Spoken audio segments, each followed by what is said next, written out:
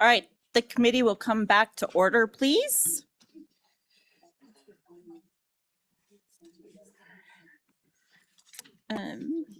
Okay.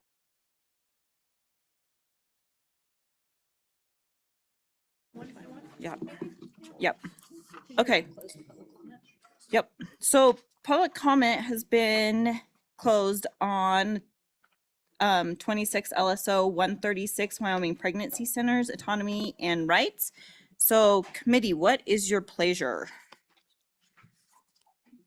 Move the bill. Okay, the bill has been moved by co-chairman Rodriguez Williams. It's been seconded by Senator Steinmetz. Discussion or amendments on the bill? Madam Chairman. Senator Scott. Madam Chairman, you're going to have trouble with the bill with amendments and extensive debate during session. One of the things that we just traditionally don't do in bills is put in the purpose clause.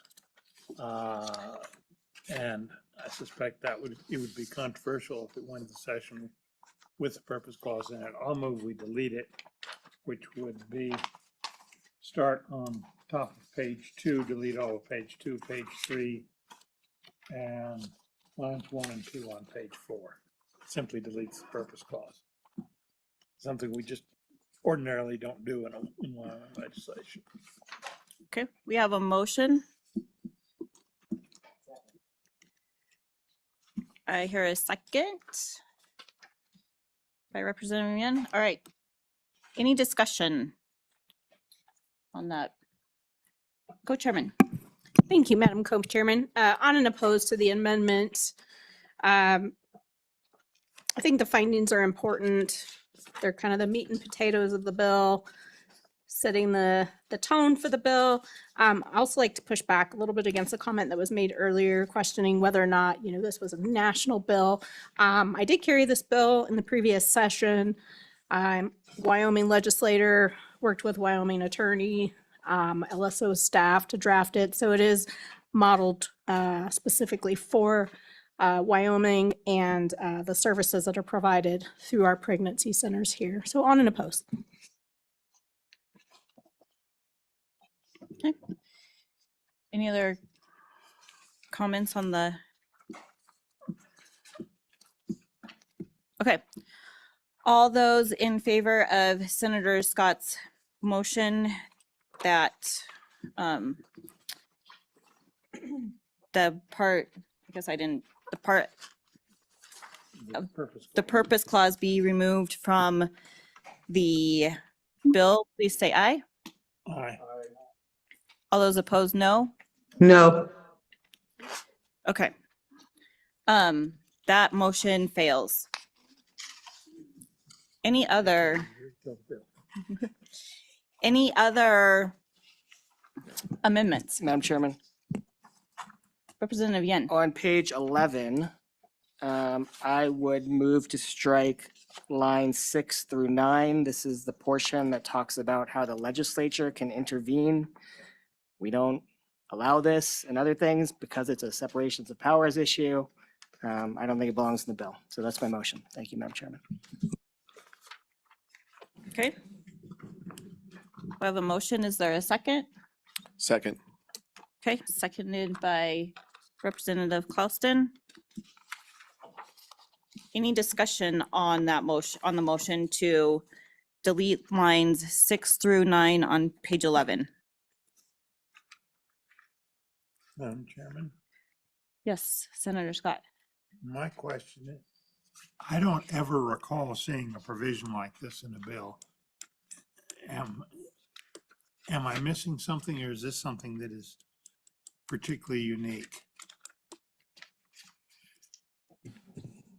Madam Chairman. Any- Representative Yen. I'm sure that the other House chairman can talk about this, but I think it's in response to being denied the ability to comment on our current abortion court case. And so the idea was, let's give us a way to intervene for future court cases. Representative Ottman? Thank you, Madam Co-Chairman. Just to think about that point for just a moment, we have an ombudsman, and it's been shown in committee that that position should be able to be a mediator, and it has no teeth, and we're working on that as well. So possibly this would cover that.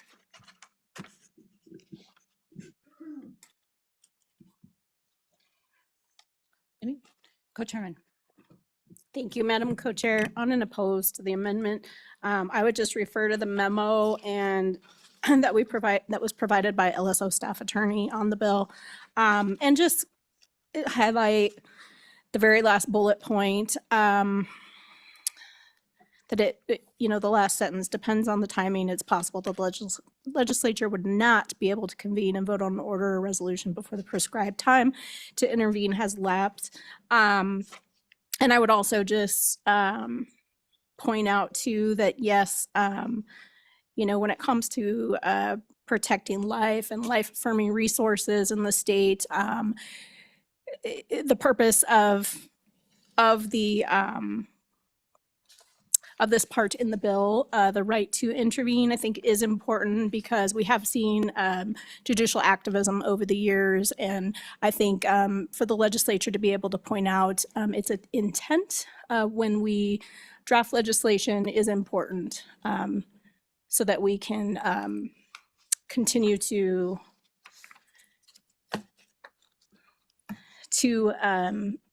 enforce and keep laws in place that the legislature intended to for their original purpose. So on and opposed. Thank you, Madam Co-Chairman. Any other comments on the proposed amendment? Okay, sensing that everybody is ready for a vote, those in favor of adopting Senator Scott's opposed amendment that, oh, sorry, Representative Yen, I apologize.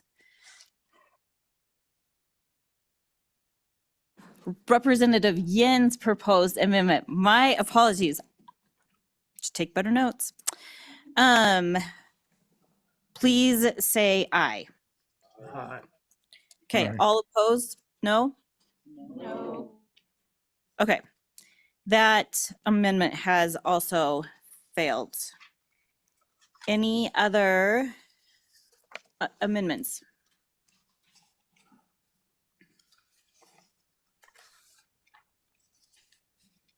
Okay, any other discussion on the bill? Madam Chairman, Yes, Senator Scott? a couple of points I think are going to be problems as you go forward. This is doing odd things to the Governmental Claims Act, the immunity of the state and its actors from some of the liability things. I don't understand that well enough to know for sure, but I suspect that's going to be a controversial point as you go forward. And I also expect there's going to be some First Amendment questions about this bill. Okay, thank you. Any further discussion on the bill?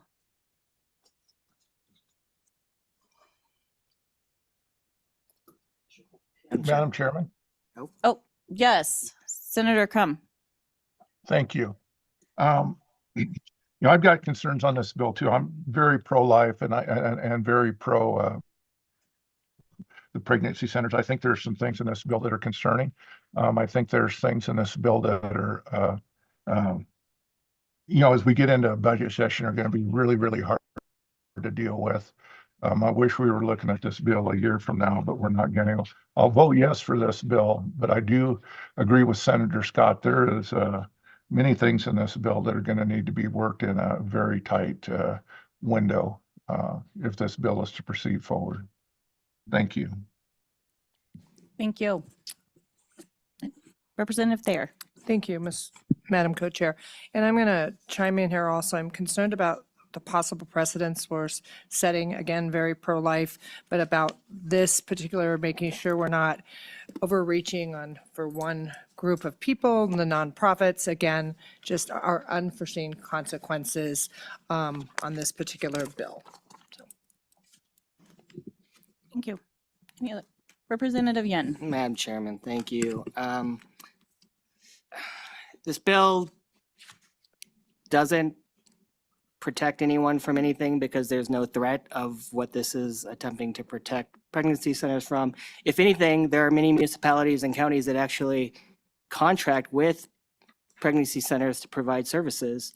So you actually have government giving money to these nonprofits to provide services that they're asking for, that the government's asking for. So I don't understand the usage of the bill, except for it to be a tool to be used during campaign seasons where it's going to be, oh, this person voted against abortion. Oh, this person voted for abortion. And so I'm really frustrated that we're even spending time on the bill because it doesn't solve any problems other than reinforcing an ideological position that everyone on the committee has already taken many times over. So what are we doing here? Passing a bill through this committee to sponsor for the next session to do what? I'm going to vote no. It's a silly bill. Thank you, Madam Chairman. Thank you. Any other comments or discussion on the bill? Okay. Sensing that we are all ready to vote, let's take a roll call vote on 26 LSO 136, Wyoming Pregnancy Centers Autonomy and Rights. Senator Crum, Yes.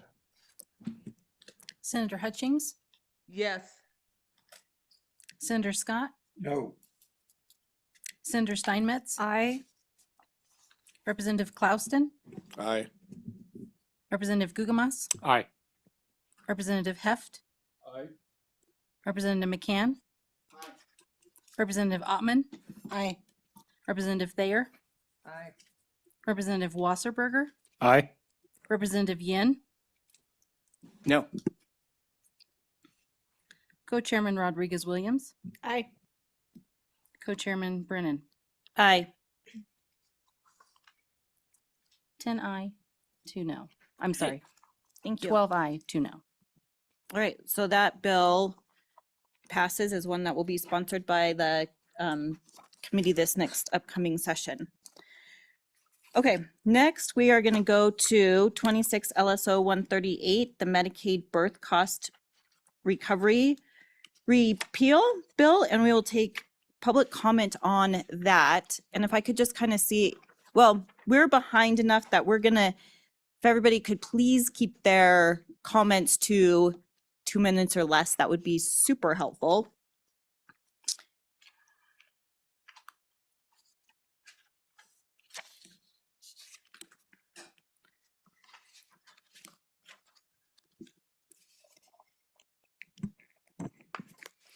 Good afternoon, Madam Chairwoman. My name is Christy Gordy. I'm a senior administrator with the Department of Family Services.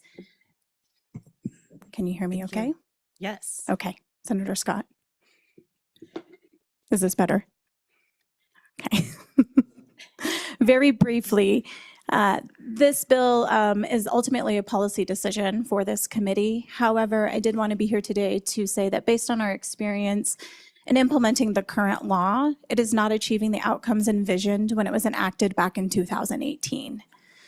Currently, that law uses the child support program as the vehicle for collections, and that is not, has not, and is unlikely to produce the intended results. If the committee wishes to continue pursuing the underlying policy goal, repealing the current statute would provide an opportunity to consider alternative mechanisms that may be more effective in achieving the desired outcome. And I'm more than happy to provide any information or answer any questions that you all may have as it relates to the current law or the proposed repeal.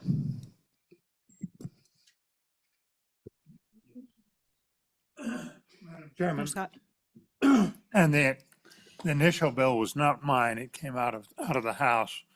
But the problem it was trying to address was that we were getting ripped off in the Medicaid program on quite a scale what would happen is you have a couple where the male member was very high earning. And some of the cases were coming out of, frankly, our big coal mining areas. And the female was not as high an earner. What they would do is not get married when they decided to have kids. And therefore, it just depended on her earnings. And this, frankly, very wealthy couple was getting on our welfare program with Medicaid.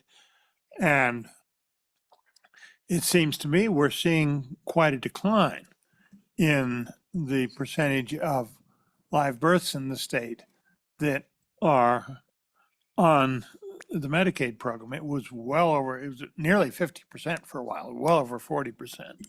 And we're down now in the 30, what is it? It's the high 30s in terms of Madam percentage. Chairwoman, Senator Scott, I would So defer to health. it seems to me that that the current law is achieving results, maybe just by being on the books, but it's achieving the results we were seeking. So why should we repeal it? Representative Yen. Madam Chairman, Ms. Cordy, so the reason, I brought forth this bill before is because with your presentation to us, basically year after year after year, the numbers have worked out that we've spent more money trying to do this than we've ever recovered. So I would love to hear what the stats look like now. I do want to bring up the context that the bringer of the original act, Representative Stith, he's no longer in the legislature anymore, but I believe the last time we brought this bill up, he said, look, let's dump some money into a couple more attorneys, and then we're really going to get the returns that we expected. We did that. We put that in the budget. We still never got the returns that we expected. Definitely want to hear from you, Ms. Gordy. How much have we spent since this bill's been enacted versus how much we've recovered?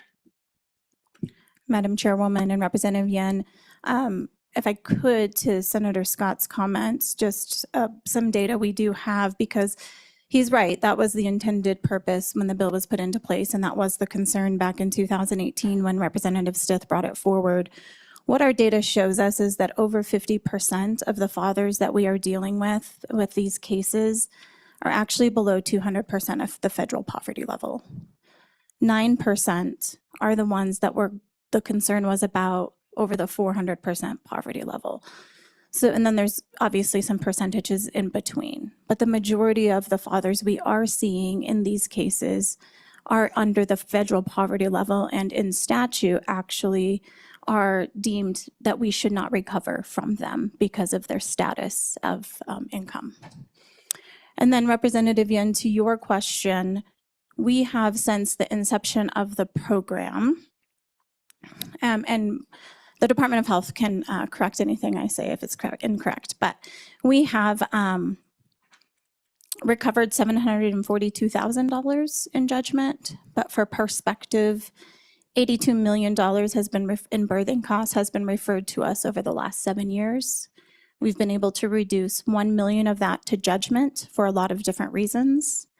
Of that 1 million reduced to judgment, we have collected $742,000. We have spent, of that $742,000, however, 50% of it has to go back to CMS. The other 50% does go back to the Department of Health. So that's $371,000 over the last 7 years that we have collected that have gone back to the state of Wyoming. In the meantime, the Department of Family Services, through the Child Support Program, has spent nearly $524,000 to do this work, for a net profit of a negative $152,000. Thank you for those stats, Co-Chairman. Thank you, Madam Co-Chair. Just to piggyback on the good representative's last question, I pulled the fiscal note from when the representative first ran this bill, and then last year when he ran the bill, and the fiscal note was significantly different when it comes to the amount of staff time, that's been expended and then the amount that's been collected. If this bill were to pass committee, what would you say the fiscal note would be attached to it at this point? Madam Chairwoman, Representative Rodriguez-Williams, I'm not sure I could give you a solid answer to what the fiscal impact would be. That would require us to do some work. We, however, would be looking at this data. We did not add staff. So as far as the child support program is concerned, this work is work they're doing in their day-to-day. We didn't add staff, but it is taking time away from other cases that they work. So there is no necessarily increase from a staffing perspective. But the increase is we have increased costs every time we do one of these. It's legal. So we have service costs, we have filing fees, and all the things that come with bringing a court case. So those are where you see those increased costs, or those are the administrative expenses from the child support program's perspective. I know on the last to Representative Yin, and it's not in our budget, so I don't want to necessarily speak to the specifics. But the Attorney General's office was in 2 sessions ago, I believe, I don't remember exactly, was given money in their budget to hire attorneys, 1 or 2 attorneys to do this work in addition to what we were doing. The Attorney General's office was never able to hire for that. So that never actually came to fruition. Madam Chairman, Senator Hutchings has her hand raised. Okay, we'll go to Senator Hutchings and then Representative Klauston. I think she's on mute. Senator Hutchings, I think you've got your microphone off. There we go. Can you hear me now? Yes, thank you. Awesome. My question is to the state representative. It seems like if we repeal this program, you're fine. Let's just repeal it and let's just not collect any money at all. What over the past few years has anybody thought of that might be a good idea to replace this program if you want to repeal it? Madam Chairwoman, Senator Hutchings, the Department of Family Services didn't ask for this repeal first and foremost. I don't believe there's been a lot of conversation over the last few years. We've presented to this committee every year for 7 years on this. It's continued to go forward. There hasn't been any ask to have a side conversation about what another alternative could be. We do collect, we do well. I think that the problem we run into is because we are a federal program, the child support program, we have certain regulations we have to follow. We run into some situations where we can't pursue marriage. A lot of the people we're running into are actually married. Sometimes they're unmarried, but they're living together. The child support program at that point in time can't pursue. We have moms that choose not to cooperate and we can't make them cooperate. The child support program has to have an application in order to move forward. We can't act like a collection agency and go knock on somebody's door to get money. So we have certain confinements and restraints because of the nature of what we're supposed to be doing as a federal child support program.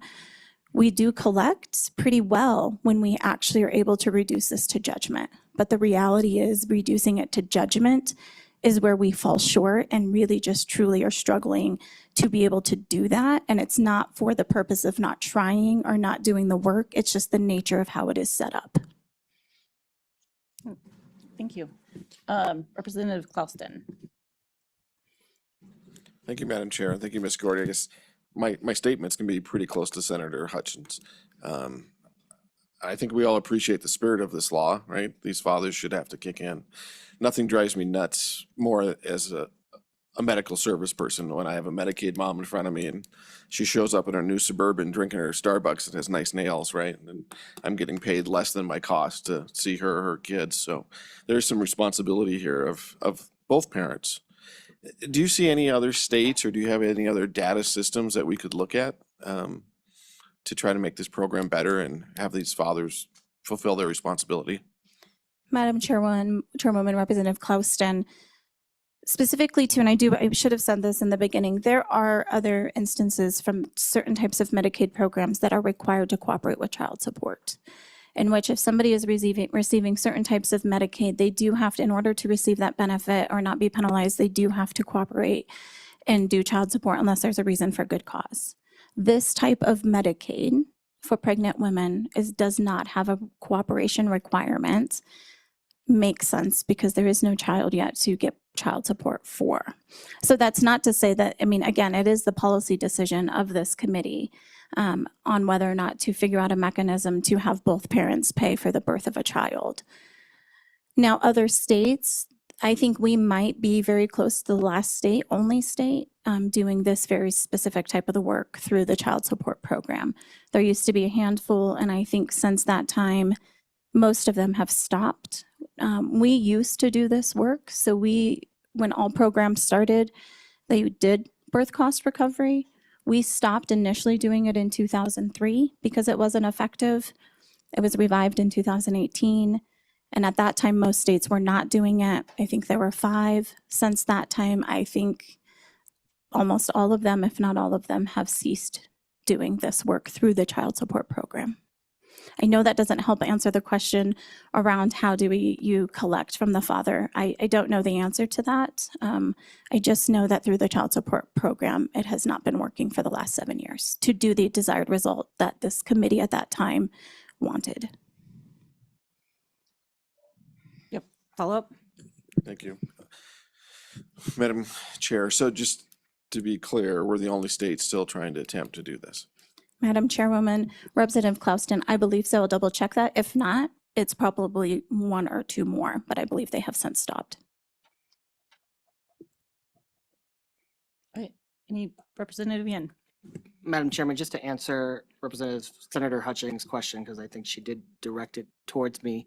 I'm interested in figuring out ways to reduce fraud. I just think, one, they should be good policy measures that are good for the child, first of all, because I think it's important that if we're going to put taxpayer monies in helping a Medicaid birth, then we need to make sure that the child's interests are at heart. And then second, I mean, I think it needs to be effective and use taxpayer dollars effectively. I mean, we heard that only 9% of these ever go to court, so we're basically harassing, as a state policy measure, 90% of Medicaid births. Well, at least 50% where we're trying to ask them for the birth father's income levels to reach out to the father when there may not even be a relationship between the biological mother and the biological father, right? So you're kind of creating strain in that situation when both parties 50% of the time are under 200% of the poverty level. So I am interested in how do we attack that 9%? Maybe there are other ways. Maybe it's, maybe we just put a very stern warning that you could go to court and there could be collections if you do this.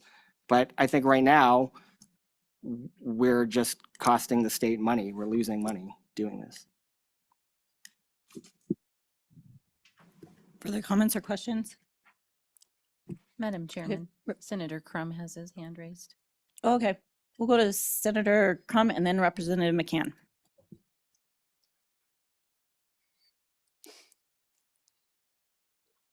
I think he's on mute. Go ahead, Senator Crum. Okay, we'll try that again. Thank you. I agree with Senator Scott's comment earlier that there is something that moved the needle from 50% down to 32% being on Medicaid. I don't know what it is, but if this bill helped in that, we've certainly saved way more money than we're spending on that by doing that. I do agree that this bill this law needs worked and made better over time. But to repeal this right now just doesn't make sense to me without an alternative, and I don't hear an alternative. Something's moved the needle and has saved the state a significant amount of money, and then if this has helped in some little way, then I think it's been a good thing that maybe can be made better over time. Thank you. Thank you. Representative McCann. Thank you, Madam Chair. Along those lines, I kind of like in the bill being in place as kind of a trooper along the side of the road, keeping you from speeding. Do you see any of that where it might be a deterrent? I don't know if you can come up with that. It's just something that's popped in my brain, so. Madam Chairwoman, Representative McCann and Crum, I don't believe there's anything that tells us that there is a connection between the reduction and this law on the books. I am not and maybe the Department of Health has information with regards to that. But as far as this being known to those and it being a deterrent, also unsure that that actually exists. I don't think that this is on anyone's radar until they receive a notice from the child support program telling them that they owe money, or sending it to the mother that says, we need you to cooperate so we can attempt to go get money from the father. So in all honesty, I don't believe that there's any data that shows a connection between this current law, the child support program's presence to do this law, and the reduction that Senator Scott mentioned earlier. Further questions? Madam Chairman, Yes, Senator Crum. I'd like to ask a follow-up to that. Is there any data that would show that there is not a correlation between that? Madam Chairwoman, Representative Crum, I don't think we've ever looked at data in that very specific to say there's a correlation when we're talking about the reduction on those births happening with Medicaid. I will say the data that we just talked about would maybe be an indication that it's not going to go to that, but the data that we have shows that that the way this is currently set up is not doing what it was intended to do, which was collect dollars and put it back into state coffers. Madam Chairman, let me comment, if you want a different way to approach this, you could approach it the way we do the estate recovery in Medicaid, and hire private attorneys when you think there's a case to be had, turn it over to the health department and let them handle it that way. That would be an alternative way that would preserve the law and the threat, which I think is what's being effective here, and give you the ability to go after cases that became high enough profile so you find out about them. So that would be the simple alternative. The question I've got from the witness, I didn't understand the earlier figures you gave us on how much it was costing and whether those were per year or per biennium, and how much was family services and how much was attorney general's. Madam Chairwoman, Senator Scott, for those figures, it's a cumulative figure. I could break it down and provide that to the committee later, but so far, since inception of this bill in 2018, the Department of Family Services has expended $523,487.60 to administer this law. Over, that's how much a year? That's over the last 7 years. The Attorney General's office, I don't believe, expended any of the dollars that was given to them in their budget because they could not hire for the attorneys.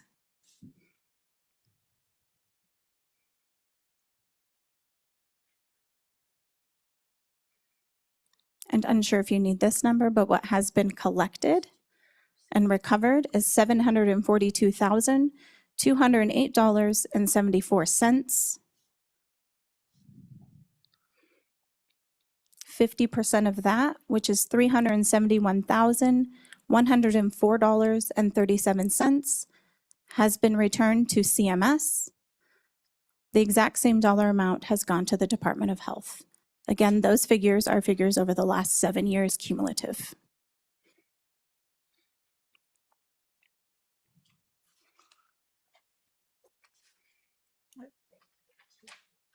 Further questions for the department?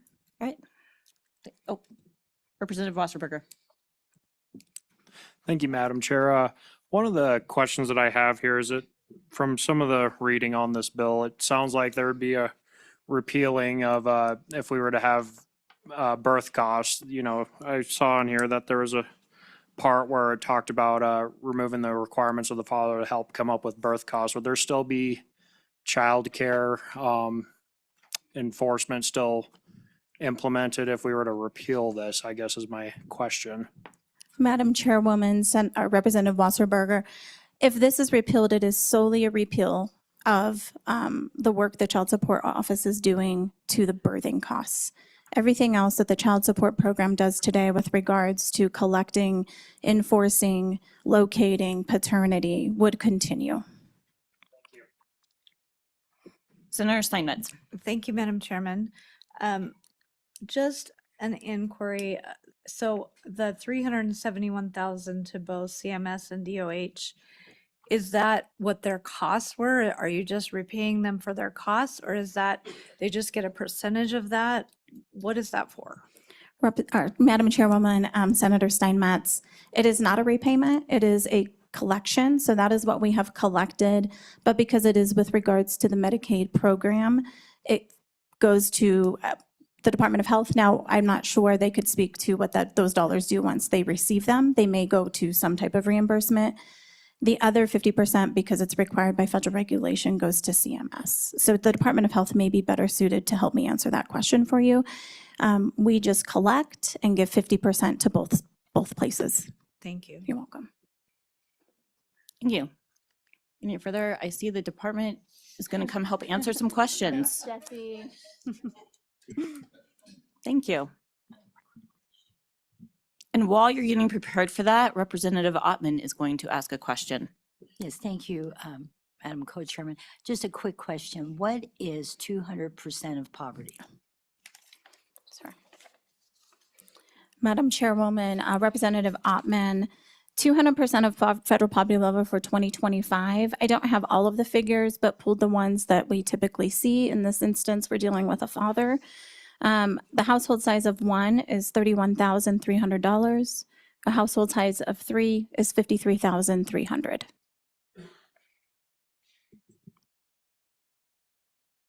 That's 200%. Yes. All right. If the Department of Health would help us answer questions, we'd appreciate that. Madam Chairwoman, I forgot who asked the question on this side. I'm sorry. Senator Steinmetz. Jesse Springer, Interim Medicaid Director. So if when we get a collection like this, because it's a recovery, we'll report it on our federal reports as a recovery. And so whatever the original claims were paid at, which is usually 50% federal match, so we paid for the actual delivery, we paid the hospital, we paid all those costs. When we get a recovery, because they paid 50% of the original cost, they get 50% of the recovery.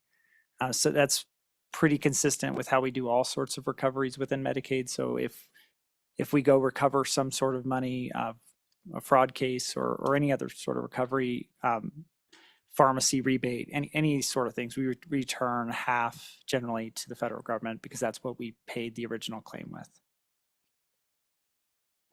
And so we're getting, in the range of $100,000 a year. We're returning half of that to the federal government. The rest is essentially in our $700 million plus budget. So the $50,000 or so is within the funding of the Department of Health. This isn't a substantial funding source, obviously, to Medicaid, but it is just one of those funding sources. I think the way the bill is written and the way it's been functioning, the Department of Health, we send the Department of Family Services the data on all the birth costs as stipulated by the bill. We probably send them more data than they need because we actually know whether the people are married in some cases before we send them, but we're not directed to filter those people out in this bill.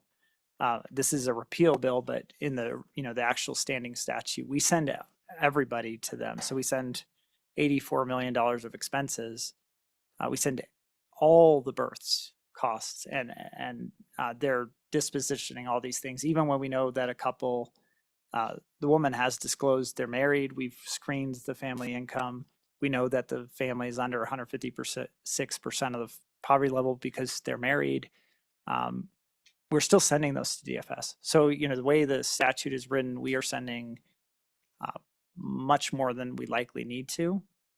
So that, I think that's to a different conversation, but we are sending them a lot of data. They have actually inherited a lot of the workload of this statute. The Department of Health is the one benefiting. Thank you. But we are not set up very well to go collect from anyone. We're not a collection agency, so we pay claims That's what we do.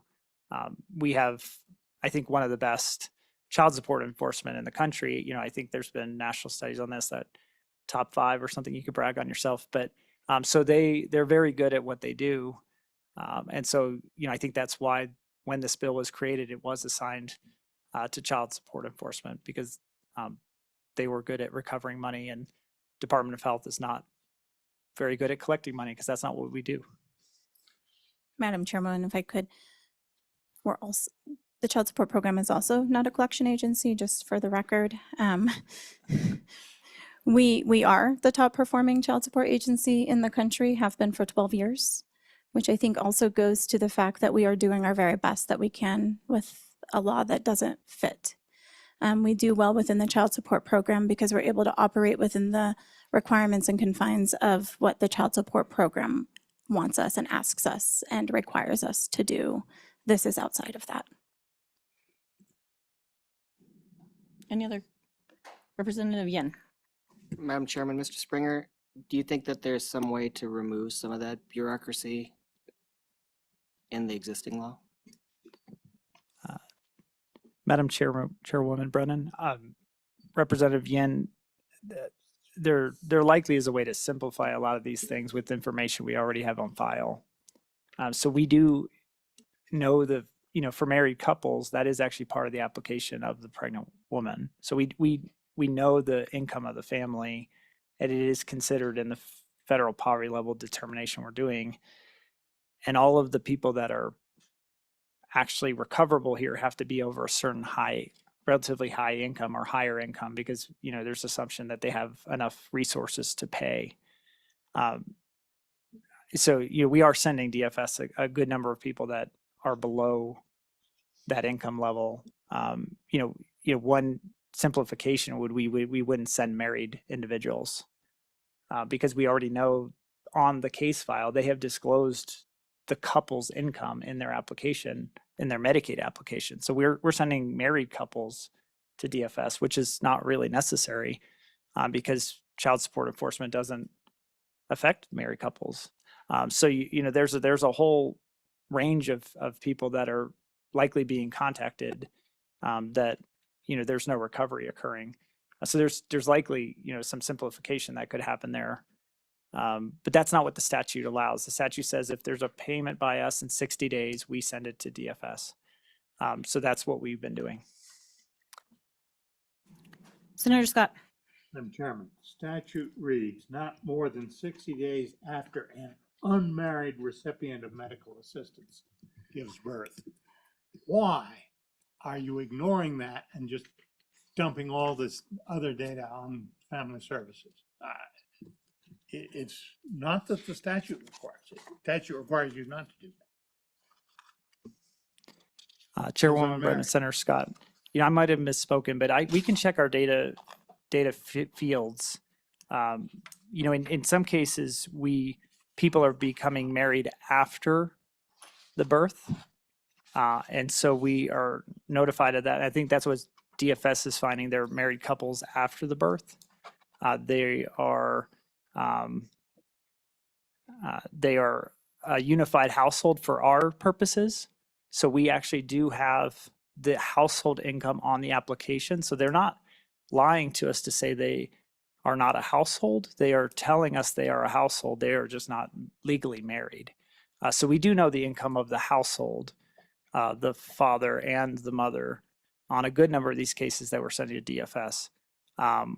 We could check our data to make sure we are only sending the unmarried, but we're sending households as well. So we're sending people that are not married, but have disclosed their incomes to us on the front end of the Medicaid application, and DFS is still having to disposition those. So, if I misspoke, Senator Scott, I'm sorry, but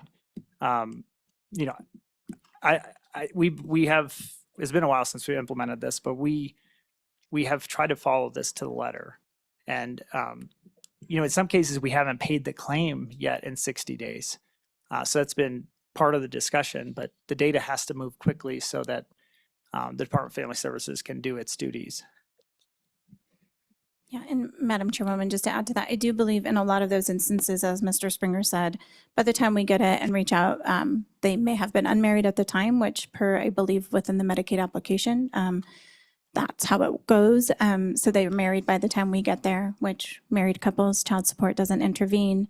I think the other piece of the statute, because it is very specific to unmarried, where when you get the child support program involved, a lot of times unmarried people are intact families. Child support also does not intervene with intact families. So just some little nuances. There's a lot of different nuances as to when we look at the different type of situations we're dealing with. We have unfortunate situations in which we send applications to mothers for birth cost recovery and the child has died. Those are very hard, not just for that mother more than anything, but our staff as well. And it's just because those are things unknown to us, and our first interaction with them is we're coming to take money from you because of the birth. So there's just a lot of things that happen within the different situations of these types of cases. Any further questions? All right. Any more public comment on this bill? Madam Anyone? Chairman? We Yes. have Patrick Sweeney online. when Okay. you're ready. Let's go ahead and let him in. Thank you, Madam, Madam Chairman. Pat Sweeney from Casper. First off, I'm in support of repealing this. And I'll give you three instances. Number one, on the vote on the floor when this came, and at the time I was on the Labor Health Committee. When this vote did not come from the committee, it came from an individual member of the House that thought very strongly about this particular bill. I will freely admit that I was confused at the time on the House floor about the vote that we were voting on. It was in the midst of some other things going on. But I clearly remember it was a mistake on my part, and I didn't see a path forward, having that been my second session on calling that back. Then it came up for a vote again, I believe 2 years later, to repeal it. And again, I did not catch the vote properly for some reason again, but I'm very much in favor of repealing it. The reason being, you have heard from both the Department of Health and DFS, this thing is not working. It's costing us more than it's worth. And is it really eliminating any fraud? My opinion, no. And there are other mechanisms, as you have heard from staff, that they would be able to look at this without this particular bill. The mere fact that the Attorney General's office hasn't been able to staff it should tell you something. And it's not probably, I can't imagine it's from a lack of trying, but the ask is not worth the lift, in my opinion. And that's all I would give to offer. I don't know if that'll hurt the case or help the case, being I'm the one testifying, but I was part of the conversation and regret both of my votes on this. Thank you, Madam Chairman. Thank you. Any questions? the committee? Okay, thank you. Anybody in the audience? Okay, so we will close public comment on the Medicaid birth cost and recovery repeal bill. And committee, what is your pleasure? Madam Chairman, I don't want to work the bill if I don't see a path forward, especially during a budget session. And so, I mean, I think given at least some of the senator's stances that I've heard, I'm not going to make a motion unless someone else would like to. I would be happy to second it. But without a path forward, it doesn't seem worth the time to spend. Representative Wasserberger? Thank you, Madam Chair. You know, I'm not opposed to listening to this topic more.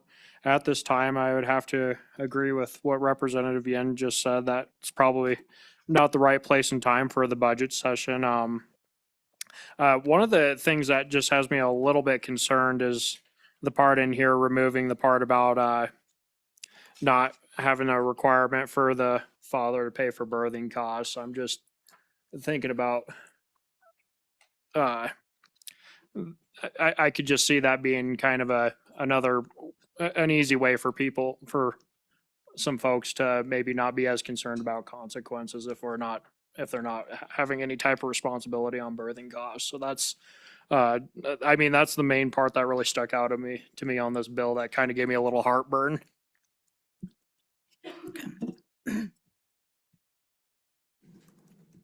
Anybody else? Okay. It looks like we are going to go lay this back. What? For lack of motion. For lack of motion, this bill dies. It's withheld. Okay. The next two bills up for our consideration have to do with birthing centers. So we will take public comment on both of those bills together, and then we'll work each bill.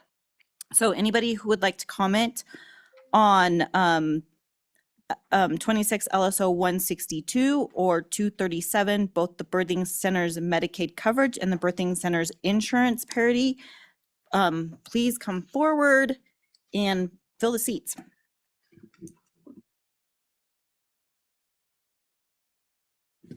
Go ahead and state your name for the record. And Madam Chairman and members of the committee, I am Allison Hayek. I am co-owner of the first freestanding birth center in the state of Wyoming. Freestanding birth centers specialize in normal vaginal birth. Our center employs 2 full-time licensed midwives. We are in-network providers and facilities with most private insurance companies and Wyoming Medicaid. We are nationally accredited through the Commission for the Accreditation of Birth Centers. We've just started the process for state licensing. Up until this point, we've existed in a one-room loophole with the knowledge of the Department of Health. The original statutes allowed for this one-room loophole for home birth midwives in the state that would have clients travel to the midwife's home if the client lived too far away from a backup hospital. We are now trying to get state licensed, which will involve, per a question earlier, what's involved in that is checking all of our policies and procedures that our center already has in place, hospital transfer protocols, and the suitability of our building for ambulatory clients, meaning we have clients that, walk in on their own and should almost always be able to walk out on their own as well. To my knowledge, we are the first facility to attempt state licensure. We support draft bill 162, and forgive me, I didn't, the next number, 237, but I guess 162 first, which would allow Wyoming Medicaid to have the ability to reimburse a birth center as a facility. The taxonomy code for birth center facility was never added to the Medicaid enrollment program, even though it has been CMS standard for decades. It appeared, I don't know the correct way to pronounce this, but the section, I can provide it to the service officers, in 42 USCA 1396D, I'll give it to those guys, and also in section 2301 of the Affordable Care Act. We have communicated first with Wyoming Medicaid and the Department of Health about this before being informed that this would need legislative approval to add the taxonomy code. A question that was brought up earlier today, in the numbers for the year 2023, there were around 6,000 births in the state of Wyoming. Around 30% of those are covered by Medicaid at the time of birth. The Medicaid dollars that will be used in the future to pay birth center facilities are not new dollars.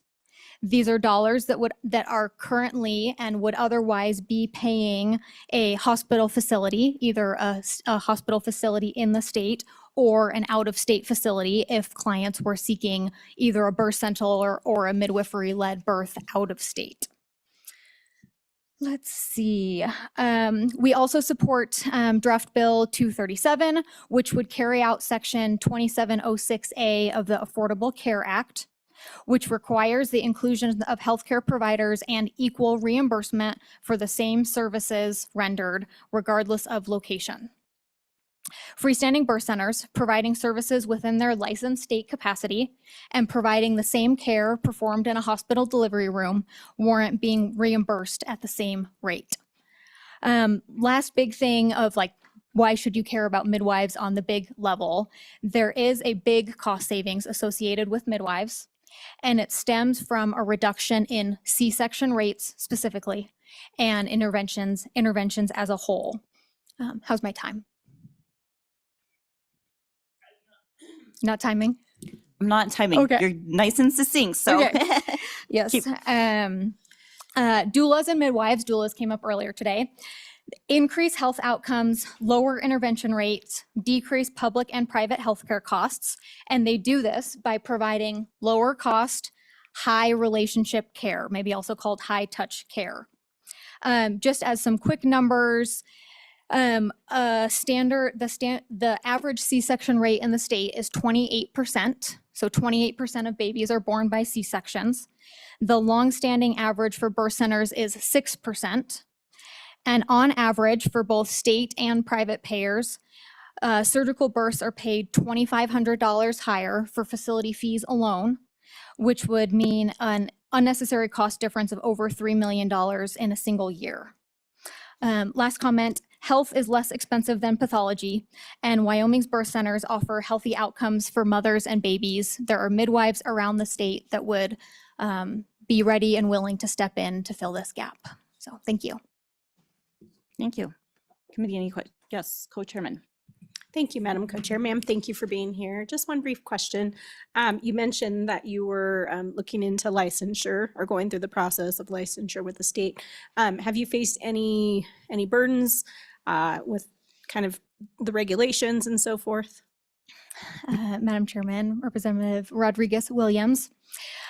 When we opened doors 2 years ago, we were incredibly intimidated by the communication we got from what it would take to open up a licensed birth center, basically because what it would take to open up, to start from scratch. If we were to refurbish a building or if we were to build a new center, it would be subject to more like hospital building codes. Whereas now we feel more confident with moving forward with our existing building because it is still appropriate for an ambulatory client, like I mentioned, but it's not the same. It's not a mini hospital. So the biggest challenge within the licensure has just been figuring out how we would be treated, if we would be treated like a mini hospital versus not. Thank you. Yes, Representative Clauston. Thank you, Madam Chair. And so just a question to be clear. Did I hear you say that we would reimburse the same for vaginal delivery if it was in a hospital with an OB or if it was in a birthing center with a midwife? Madam Chairman, Representative Clauston, that would be great. I have no control over that. The bill does not specify that. Please note, we did not tack on anything to that effect. We did not add a lot of fluff in there. That, to my understanding from communications with state Medicaid, will be a Department of Health determination. So the bill does not specify matching hospital rates for the Medicare payment. Representative Wasserberger. Thank you, Madam Chair. Okay, yeah, just looking through the bill here, I just am curious. I don't see if it, I think I heard you say that there would be no additional dollars added to Medicaid. Is that, did I understand that correctly? Okay, thank you. Co-chairman. Thank you, Madam Co-Chair. Ma'am, talk to me a little bit about the volume of patients that you see. And then do you anticipate when you are approved for with the licensure, an increase in the amount of patients or a decrease, or what does that look like? Madam Chairman, Representative Rodriguez Williams. We're a startup center. We've been in operations for about 2 years. Our client load at the moment is about 5 births per month, so 60 births annually. We are in the state. We are only located in Cheyenne. Licensure and the facility fees to go along with Medicaid, and I take these separately. So adding the facility on Medicaid, as well as our existing private insurance contracts, which do cover both the professionals and the facility, will absolutely increase our capacity to have a higher client load. And it will also create a known pathway for other midwives around the state to have the incentive to open birth center facilities when they know what they'll be reimbursed for as Medicaid facilities, as well, and then separately, because the 2 bills go in here. So as well as separately, any attempts to get those numbers closer together with what our private insurance contracts pay us as a facility versus what they pay a hospital as a facility. So it would absolutely increase our capacity, as well as the prospect of having birth centers as these maternal healthcare outposts around the state. Representative Ottman.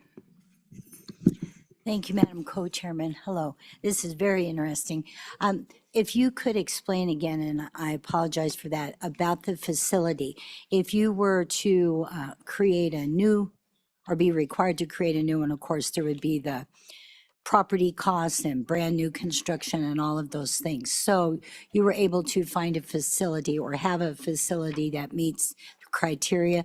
Where would people that are looking about possibly doing this find that criteria so that they know?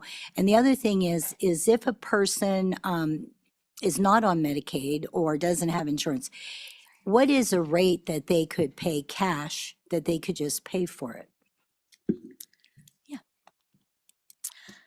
Madam Chairman, Representative Ottman. Okay, so first question is facility new builds versus existing buildings, and how to make this happen across the state as well. Essentially, the crux of the problem with a big rehab project and with a new building is and I might ask for help also from the Department of Health. It's the life care criteria. I think that's the specific building codes that it's all fleshed out for hospitals, for ambulatory surgical centers, for all of the different things. And just for us as a startup center, the cost of getting the engineering reports, the HVAC reports, the official architecture plans was just going to be cost prohibitive in starting. Whereas our current center is a former chiropractor's office. So if you can imagine, it kind of flows like a medical office does, but it was more amenable for us to use it and just get started in there. Let's see, second question was cash pay prices, right? This feels a little uncomfortable. I don't know exactly how I'm able to talk about like my insurance numbers and Medicaid numbers and our cost pay prices, but I think actually I do know. What I could say is that if somebody comes to us and they have no insurance, or they have like a health share plan, which is a big chunk of our clients, our total cost combined is $7,500. So a portion of that, say half of that is the midwives, and say half of that is the facility cost. That's our self-pay price. Just for comparison, the average hospital facility rate alone, no midwife services, no physician services, no OB services, a hospital facility rate is $10,000 for the vaginal birth, not for room and board for staying over in the hospital. Representative Yin. So, Madam Chairman, thank you, Allison, for being here.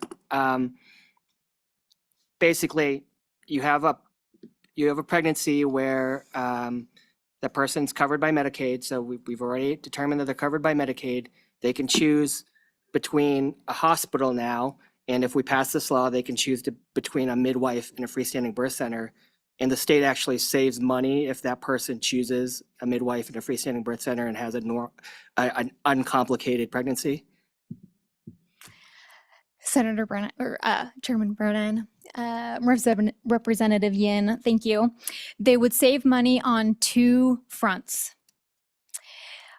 I understand, I'm a realist. I understand we're not likely to get penny for penny hospital vaginal delivery rates. So we're gonna, number one, our rate is gonna be lower that Medicaid is paying us as a facility versus what they're paying a hospital. Number two is that reduction in interventions and C-section rates. So when a client starts care with a midwife, these are documented in midwifery and birth center studies. When a client has any level of prenatal care with a midwife, regardless of whether they end up going on to give birth in the center or if they need a hospital transfer, they have lower C-section rates, lower intervention rates, and therefore less Medicaid spending, since we're talking on Medicaid clients. Senator Steinmetz. Thank you, Madam Chairman, and thank you for being here. This is an interesting concept. I just wonder though, if we've kind of identified the issue being high cost and low volume. And so if you're competing for low volume with the medical profession and they have some issues in their model because Medicaid reimburses at a lower rate than a normal insured person, I mean, how does that work in your business model? I'm not trying to discourage you, but I just wonder if you've thought it all the way through, because it's some of the reasons some of our rural healthcare is having a lot of problems right now. Yeah. Madam Chairman, Senator Steinmetz. The main difference is that the overall fixed cost of a single birth center is going to be magnitudes less even than a regional community hospital that has OB services. Basically, it's what I mentioned about the facility itself is going to be significantly smaller than an equivalent OB floor. They're not going to have the technology pieces. They're not going to have the surgical suite. So that's the main thing that goes into the decreased fixed cost for birthing centers. As well as then some stuff around the edges would be midwives make a lower salary than OBs do. And then, yes, like what we heard earlier today, that for ideal quality of life, a 3-person team of any sort is a really nice mix. But there's lots of solo home birth midwives in the state right now that are on call 24/7, doing it all by themselves. And it's very feasible that those midwives could start to band together a little bit more to make 2-person or make 3-person teams, as well as kind of splitting it up into regions and kind of working together in regions.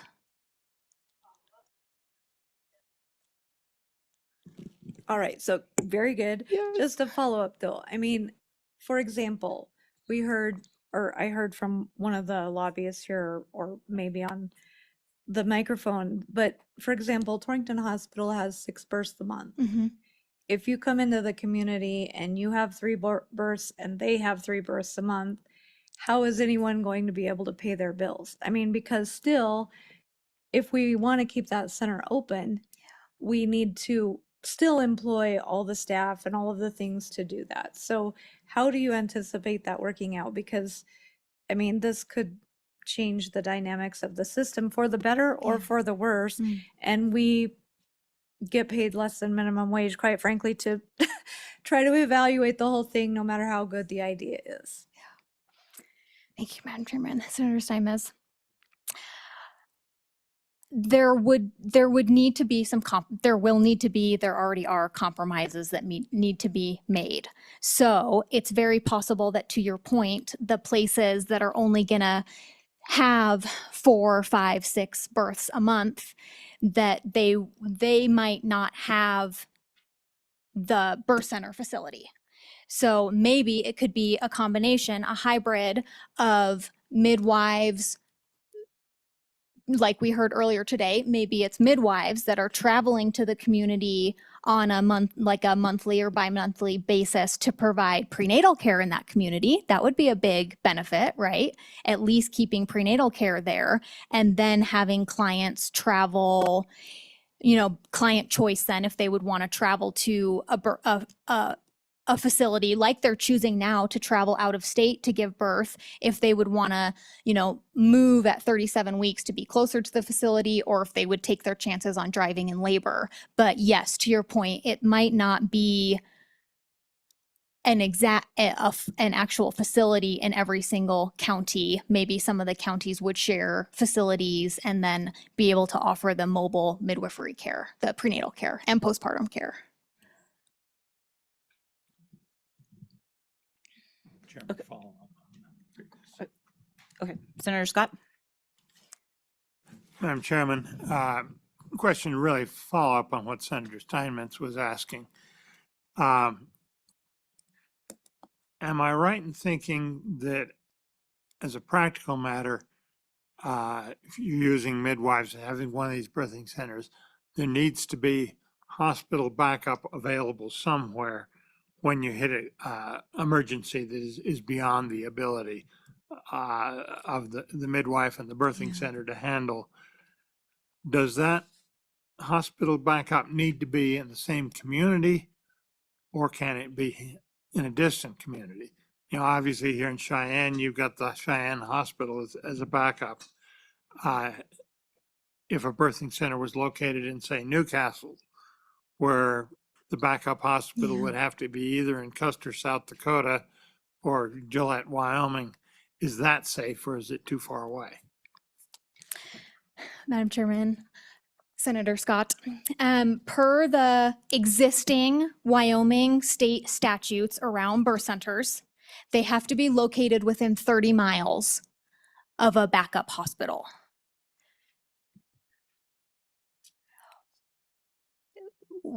Black can, or can of worms of, what needs to be in place at that backup hospital. But, even compare that now to,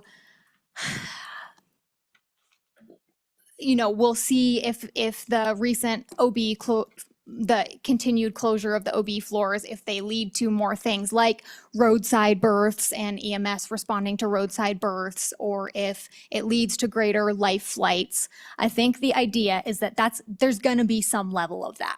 Yes.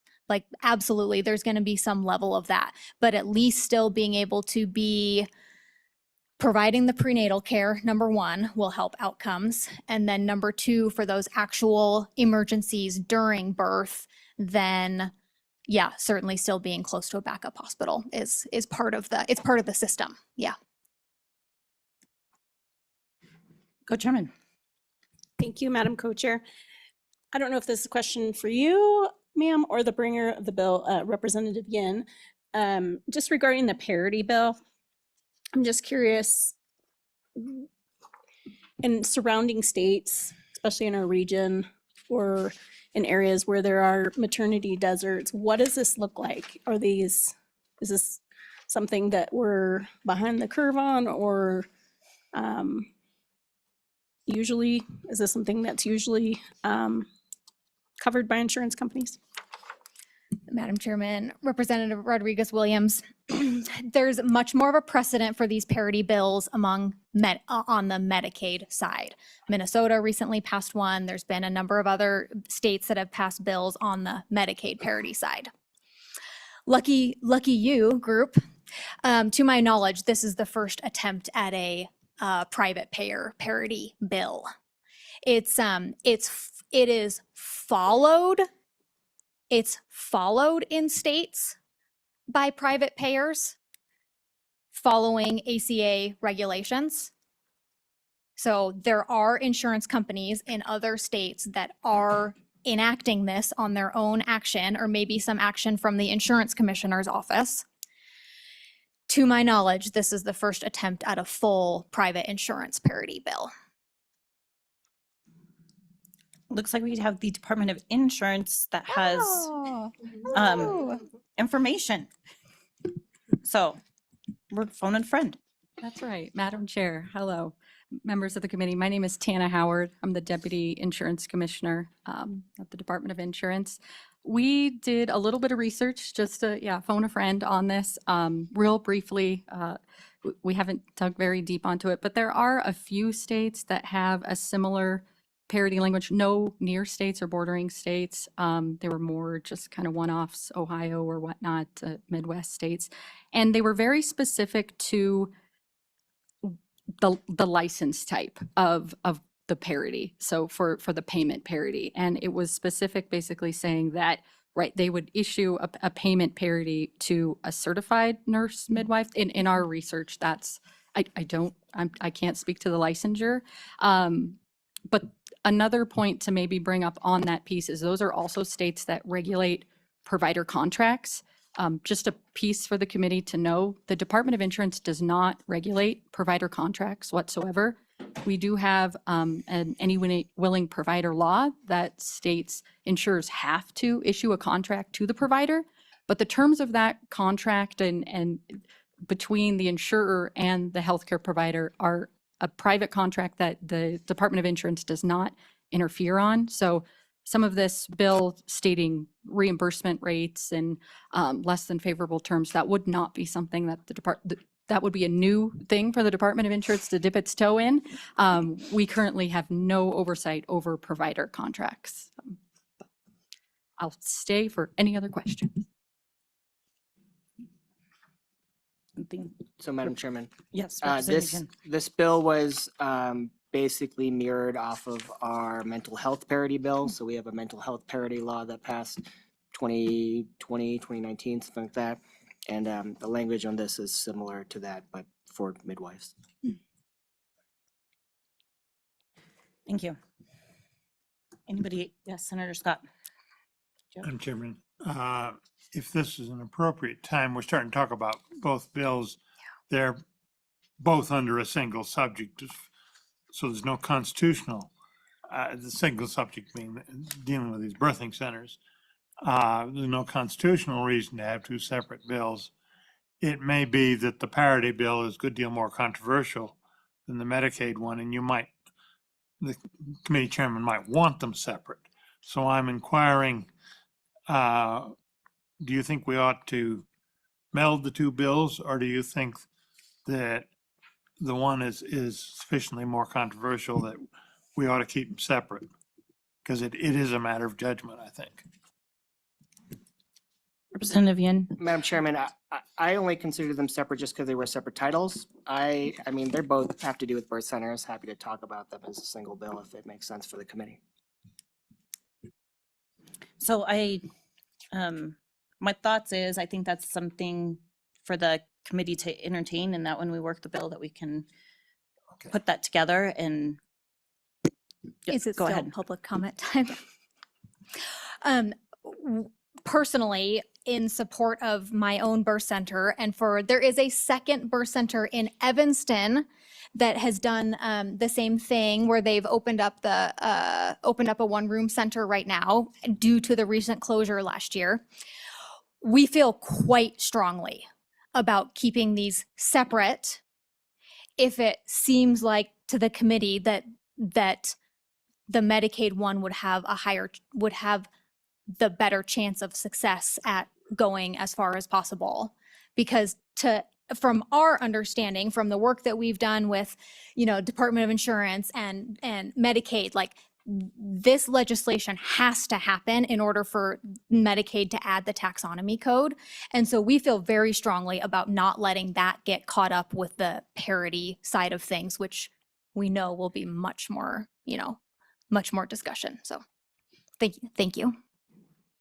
Thank you. Any further questions for Representative McCann? Thank you, Madam Chair. I'd like to commend you on your homework. You've done great. Where are you? Where's your birth center, number one? Madam Chairman, Representative McCann, Cheyenne. Okay. I can see the competition thing starting to get stirred up already. So where would these predominantly end up? Would they end up in the more of the deserts, as we're calling them here? Because that would be an answer as opposed to a competition. I don't know if there's necessarily a shortage of doctors. I've said this before. There's a maldistribution of doctors. So, and I think that's kind of the thing that's going on here. We don't necessarily, we do have a shortage of OB in this in this state, but also a maldistribution. And I think that's where you guys can come in. Any comments on that? Yeah, thanks, Madam Chairman, Representative McCann. This is midwives already cover the whole state of Wyoming. Community midwives attend 3% of Wyoming births, which for comparison is 8th in the nation in a good way. The national average for home birth is 1.5%, and it's already 3% in Wyoming. And it's because these midwives are willing to canvass the state. And so it's a very, very natural fit that you could harness that ability and willingness already of midwives and combine with Senator Steinmetz's ideas of, it's not going to be feasible to have a birth center in every single county, but it is feasible to have a freestanding birth center adjacent to most of the hospitals, and that could, in combination, either do some traveling prenatal visits or at least cut down on travel time of clients traveling to them for prenatal visits. So it's a natural fit.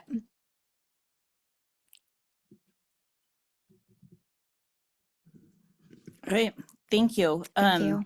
I don't think I have any questions, but I will kind of comment on some of that natural fit and just appreciate the comment about that you're taking care and kind of defining the laboring patient or the maternal patient that's coming in, walking, talking, no, not your high risk, not those kinds of things. And so that there is a difference between that. You also alluded to some of the research, a 6% cesarean rate with midwives versus 28%. And I will just say I found it really interesting when I was starting to have my own kids, had been a nurse in labor and delivery, but just that found some research that just the presence of an IV can increase the risk of C-section, which I found really fascinating. So anyways, just gonna throw that out there and appreciate that. Anybody else for public comment on this bill?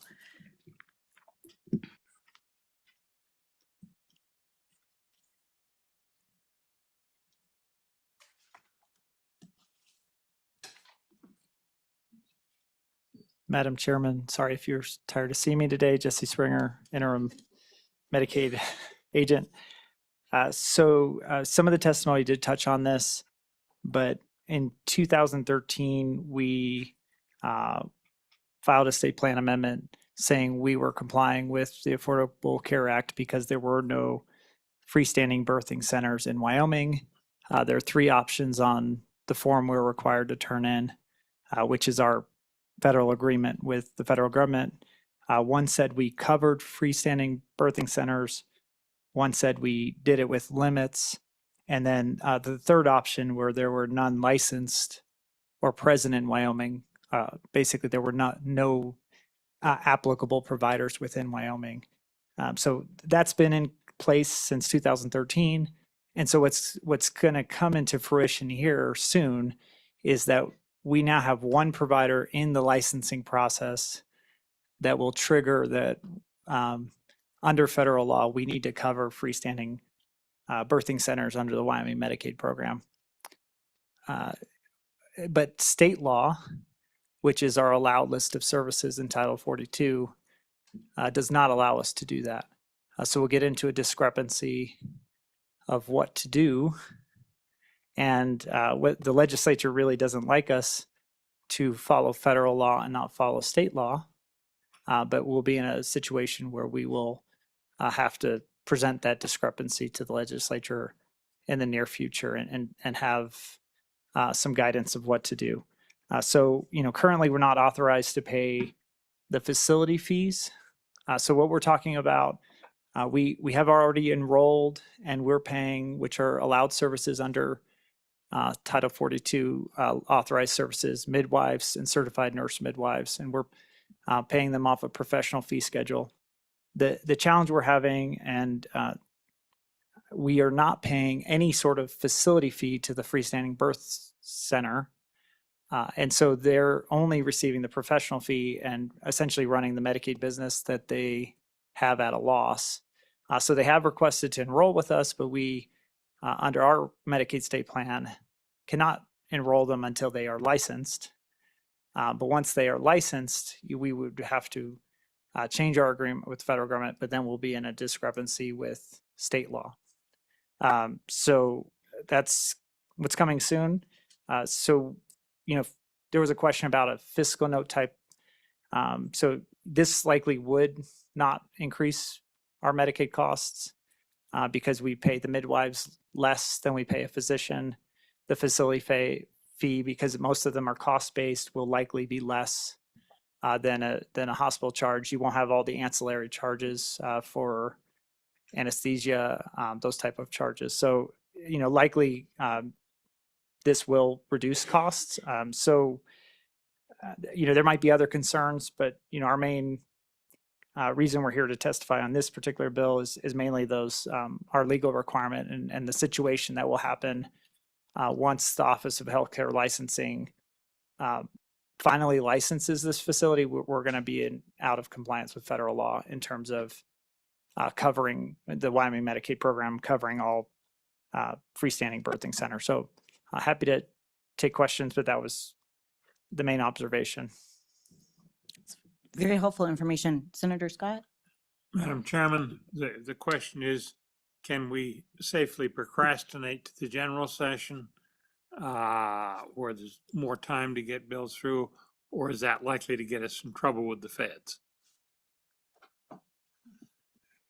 Madam Chairman, Senator Scott, what would likely happen in that situation, we would proceed with a state plan amendment to comply with federal law outside of the authority of the Title 42 state law. And so that would be a difficult situation, and likely we would be here saying, why did you do that? And so, ideally this would happen in this session, given the timeline that was presented, that this facility likely would be licensed by around legislative session. So, I don't know if that's a guarantee. I'm not part of the licensing area, but if they do attain a license, we need to communicate that to CMS and then communicate some timeline for when we would file a state plan amendment, do public notice. So this is not a fast process, but we have to go through all those federal regulatory compliance items that,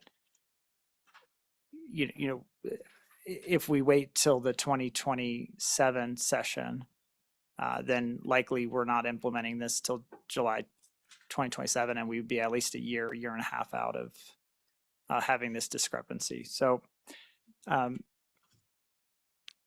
that's kind of the situation we're in. This is not uncommon that the federal government, Congress passes something and we bring certain things. We're not the bringer of this bill, but this is a situation with the licensure and the way the timing has happened that this is one of those things that is coming soon. Representative Yin? Madam Chairman, thank you. Mr. Springer, do you think, I mean, is the July 1st date appropriate then, or do you think it needs to be earlier? What would your suggestion be there? Madam Chairman, Representative Yin, the July 1st date I think will be fine. By the time we go through, even if you've made it effective immediately, we need the authority to file the state plan amendment. So we would file public notice. We have to do public notice for 30 days on a state plan amendment. And then we could make it effective July 1st. So I think as long as we were in the process with us, the legislature having a statute in process and we had the planning for a state plan amendment, we wouldn't be out of federal compliance to show that we were actively pursuing this.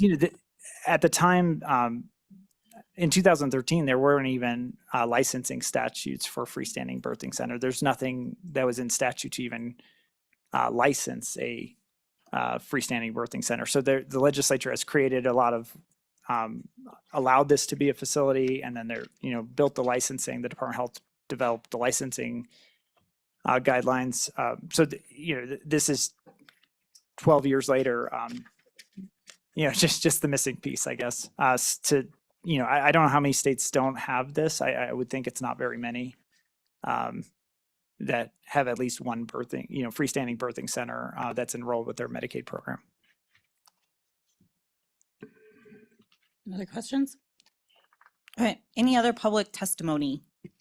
Madam Chairman, Senator Hutchings has her hand raised. Oh, Senator Hutchings. Thank you. I appreciate that, Heather and Madam Chair. This question is to Mr. Springer, and it's in regards to him saying that they would be out of compliance with the federal government paying for facilities. And I'm just wondering, when it says on page 1, it's talking about the services they're rendering. Is there something in that qualifies the facility? I don't see where he's talking, what he's talking about. And then I look at this program as bringing a little rain to the maternity desert. Can he answer those questions for me, please? Madam Chairman, Senator Hutchings, so on page 2, line 4 and 5, the services provided by birthing centers as defined by Wyoming statutes 35-901 A Romanet 3. That's basically defining in the licensing statutes the definition of a freestanding birthing center. So this is specifically directing us for the facility fees. And so in Title 42, the list of services and supplies has physician and professional type fee services, and also has facility things like hospitals, ambulatory surgical centers, and it actually lists every single thing that Medicaid is allowed to do in Wyoming. And essentially, the way this has been implemented and interpreted, if it's not on this list, we don't do it. So that that's been the way we've proceeded, and it's if ever a legislator wants to add a service, they go to Title 42 list of services, and then there's been this discussion. So I don't know if that answered that question. To the second question about the maternity deserts, if a birthing center located in Evanston or Rawlins or Wheatland, that could be very helpful for the maternity desert issue. If they locate in areas that are fragile, then does it pull the volume, which I think was noted by the senator. So that's what we don't know will happen. In other areas that have more than sufficient volume, will it change whether the hospital offers maternity services? Likely not. But, I think if the main goal is in the areas that don't have delivery services at their local hospital, if that's where, if those are the areas targeted for birthing centers, which, the two that were noted was Cheyenne and Evanston. Well, Evanston, actually, their hospital does not deliver babies anymore. So, a birthing center there might reduce travel time. In Cheyenne, Cheyenne's home of one of the two level 2 NICUs in Wyoming. So, I don't know what the loss of this level of birthing volume would do to Cheyenne Regional Medical Center. That would be something they would have to comment on. Representative Austin. Microphone work. Thank you, Madam Chair. Thank you, Mr. Springer. Just a question I had. Are the birthing centers required? I'm thinking of emergency service. So a woman's having a baby, something goes wrong. Are they required to be within so many miles of a hospital that could perform the C-section if needed? Madam Chairman, Representative Clausen, I'm not the expert on the licensing statute of freestanding birthing centers. We were reading it in the back, which is kind of dangerous. It says there needs to be a transfer protocol and a relationship built with a facility that could do that. At least the way it's written in statute, it says the 30 mile from a facility that could take those. So it's essentially a hospital that delivers. That's for the single room facilities that basically are proceeding unlicensed under Wyoming statute. So once you go to the 2 room, as long as you have a transfer protocol to a higher facility, and basically you likely would need to have a process for ambulance, a process for transferring, understanding with that hospital that there could be transfers at some point. At least from the reading that we did, that's not in. That there's no mile limitation under Wyoming statute at this time. I think most of the facilities, or at least it's almost always been commonly talked about as like this 30 mile. You need to be 30 miles from a birthing center for that specific safety reason, but I'm not sure Wyoming statute actually says that. Madam Chairman. Representative Yen. So just briefly looking at the health department rules, yeah, they have to develop a policy for emergency transport and transport to a hospital where appropriate care is available for those sort of situations. And they also have to provide the patient written information of what that policy is as well. So there's informed consent of the patient. Thank you. There's no mile limitation within that licensure requirement. Okay, Senator Scott. Madam Chairman, my question is, so we're out of compliance with the federal government and you guys obey the state law and do not do a state plan amendment that's against the state law. What would the feds do to us? Madam Chairman, Senator Scott, they likely would send us a strongly worded letter. They could send us a corrective action plan to say, what are you doing to, we've been notified there has been a facility license in your state. You're now out of compliance with your state plan, which says there are no facilities. File a state plan within the next 90 days to come into compliance. If we didn't come into compliance with that letter, the corrective action, we likely could, that could lead to withholding of federal funds. So, so. Which federal funds? Of our federal match rate. So, every dollar we spend in Wyoming, we spend it up front and we are reimbursed by the federal government. So if we were found to be, fully kind of negligent or out of compliance with federal direction, they could withhold our federal funds until we came into compliance. Do I think they would do that over this particular issue if the legislature is working on a statute and we could communicate the situation that we had done? We are aware of it. I don't know. We've generally not tried to test the federal government to see how hard they would punish us. So I wouldn't suggest doing it that way. But if you know, what would be the actual penalty of in this instance? Likely they would ask us to do a state plan amendment once they were notified that a facility was licensed, and we'd have some time period to get into compliance.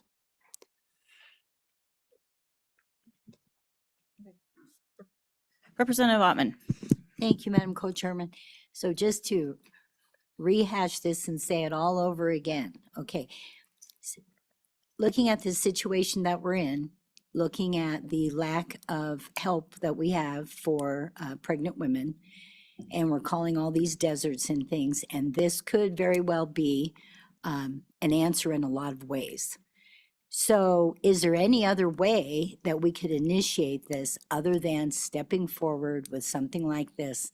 And just, as you were talking earlier, we're slowly implementing the procedures. So it seems to me that this is the next step. Is there a different step that you see?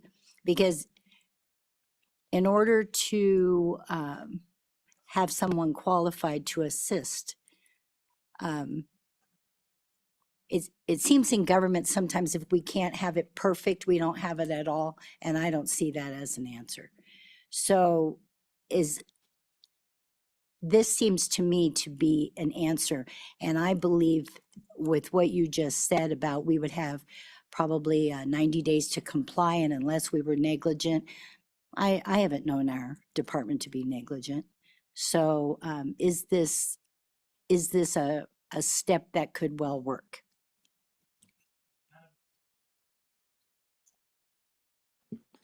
Madam Chairman, Representative Ottman, I think this is an option for you know, a lot of communities. There's this maternity desert. If freestanding birth centers go to areas that are maternity deserts, it could be helpful because there just needs to be screening processes and good communication between the midwives and certified nurse midwives that are running these centers and a primary medical facility they're going to partner with to do risk screening and understand, is this actually a risky birth? You know, a risky birth should not be going to a freestanding birthing center. And there needs to be a lot of preparation to say, okay, well, you started care with me. You know, what I'm observing, anyone, you know, I'm not a physician, but I'm observing things that are making me concerned. We really should get you connected with an OB, and we should be planning your delivery closer to a medical center that is equipped for this type of birth. That might be, you know, multiples, you know, is it twins or triplets? Like that's probably, you know, and I think that the midwives already have that in their kind of scope of practice and the way they do business. Is, you know, so this idea of risk screening and understanding, is this going to be a simple delivery? Yeah, and those are staying local, those are staying within a community, and other births, you know, referring those out to a larger medical facility that is doing delivery and trying to get ahead of that. And in some rare cases, things might happen and there's protocols, and they've practiced their protocols for transfer. That could work well. So, you know, I don't know if there's a secret answer here, but this could be an option for some communities. And we don't believe it'll have any net cost to the state.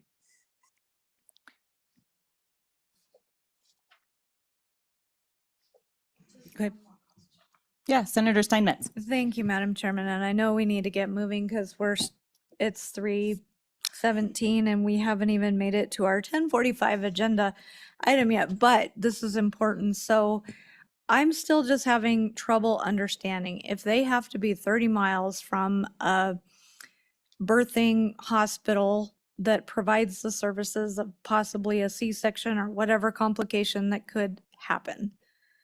What is the definition of a maternity care desert? Is it farther than is it closer than 30 miles to one of the hospitals that provide that? How is the desert being defined? Because 30 miles isn't very far at all. And so if we're only looking to get a 30-mile radius around that hospital that's providing the service, how can we say they could provide service to a maternity care desert? I don't understand. Could you please help me?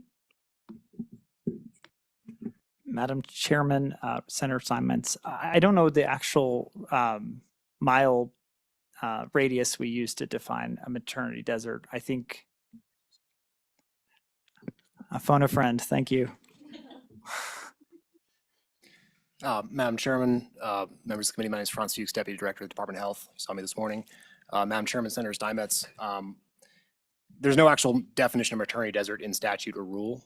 The 30-mile road mile comes from the licensing rules for unlicensed birth centers. So if you are a birth center that is not or an official licensed birth center, you have to have one room and you have to be within 30 miles of a hospital. Then we don't require the licensure process for that. If you do become a licensed birth center like these folks are doing, at that point, there is no road mile restriction.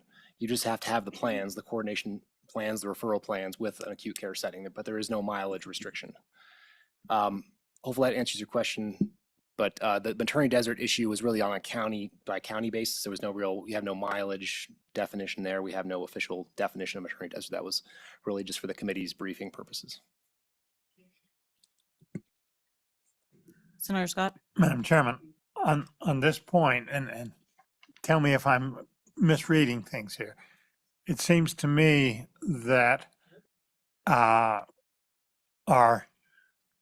areas where we're getting shortage in maternity care, they're all more than 30 miles away from hospitals that would provide the kind of care you'd need to do a backup. That the 30-mile rule has probably come in because you can get sudden and unexpected. And Madam Chairman, you know more about this than any of the rest of us professionally, but you can get sudden problems in childbirth. And I would think you would have great difficulty in getting a hospital that was more than that distance away to sign a backup agreement, because I think their insurance managers would say that gives us a liability that we can't afford. So I think you've got to say this is not a solution to our maternity deserts. And then the question becomes on the bill, is getting in compliance with the federal law something we need to do, understanding it's not going to solve this other problem. It's probably going to be competition for the hospitals that will make them reduce their volume and not be quite as viable as they were, but you will get in compliance with the federal law. Co-chairman. Thank you, Madam Co-chairman. I would argue that perhaps it is a solution to maternity deserts and entertain the idea of removing the 30-mile radius.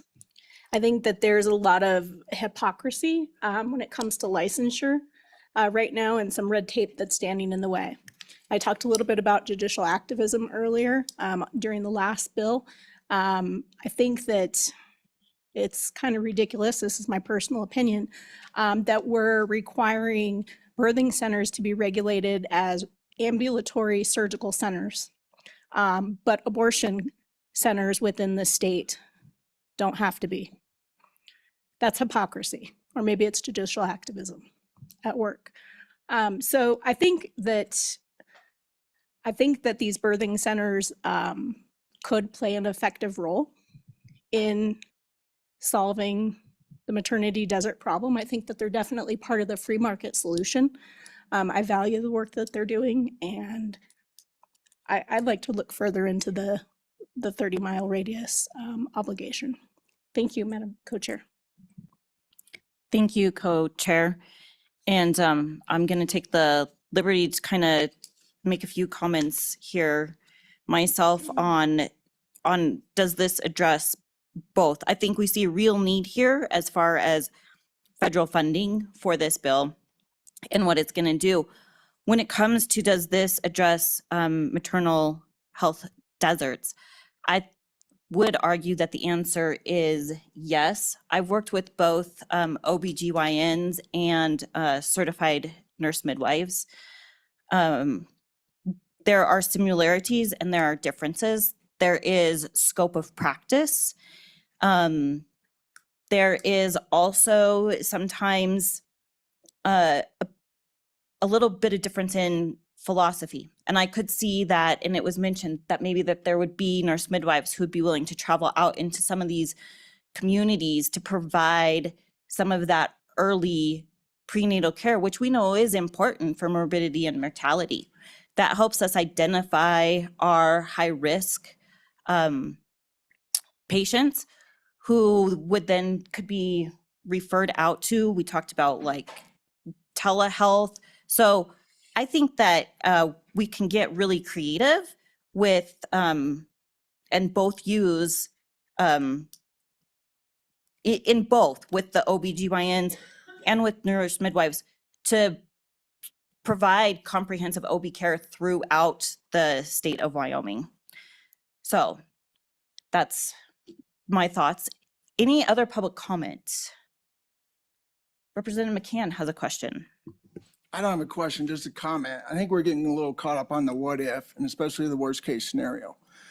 You're gonna have it. You're just gonna have to accept that risk. But would you rather have a knuckle dragging orthopedic PA take care of your wife or her?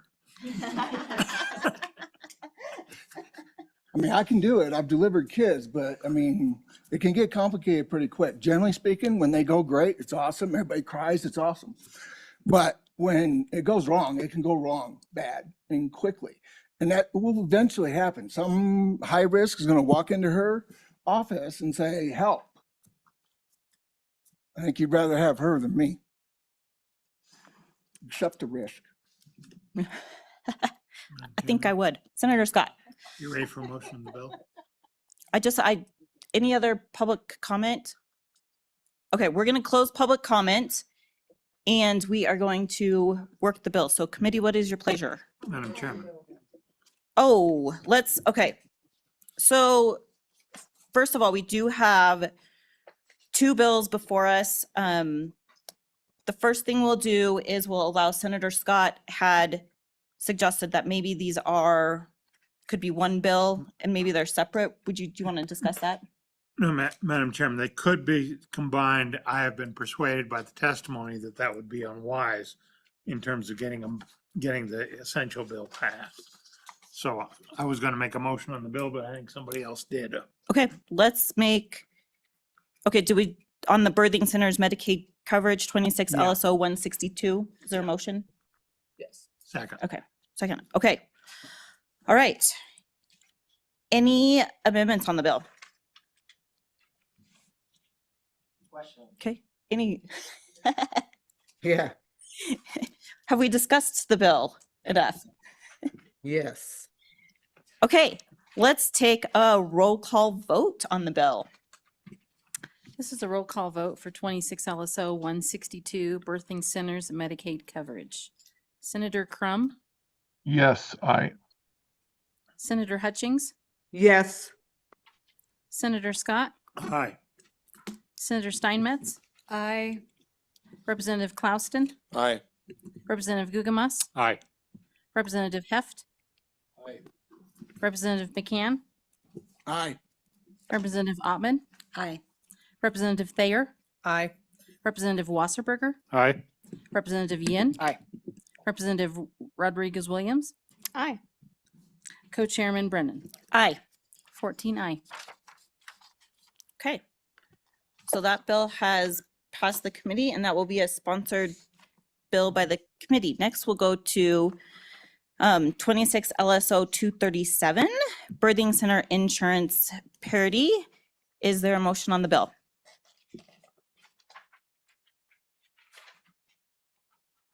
I'll move the bill for discussion.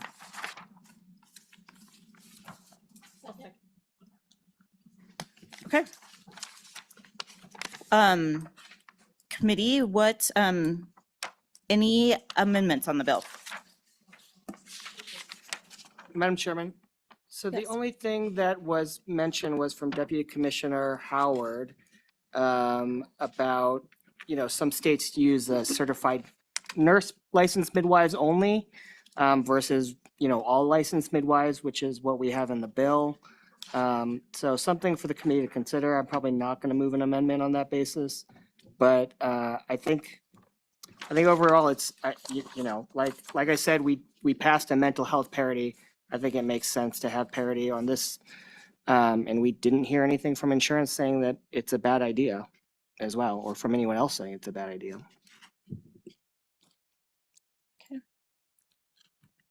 Further discussion on the bill? Senator Klaus, Representative Klauston. Thank you, Madam Chair.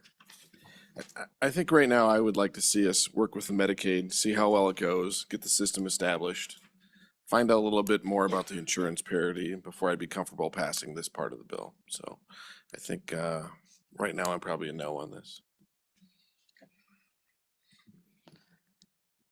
All right. Any further comment or discussion?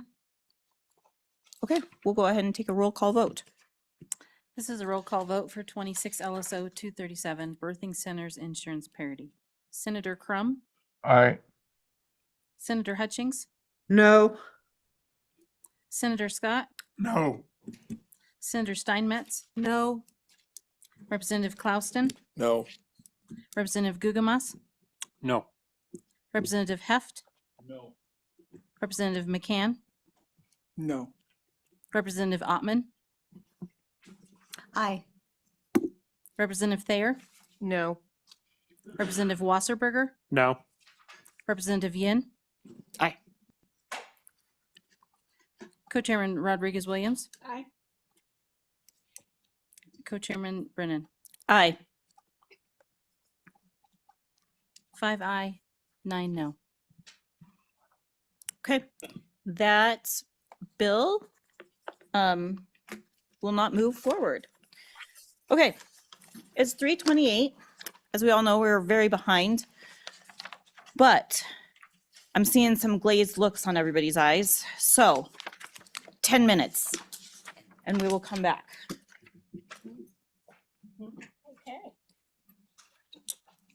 Okay.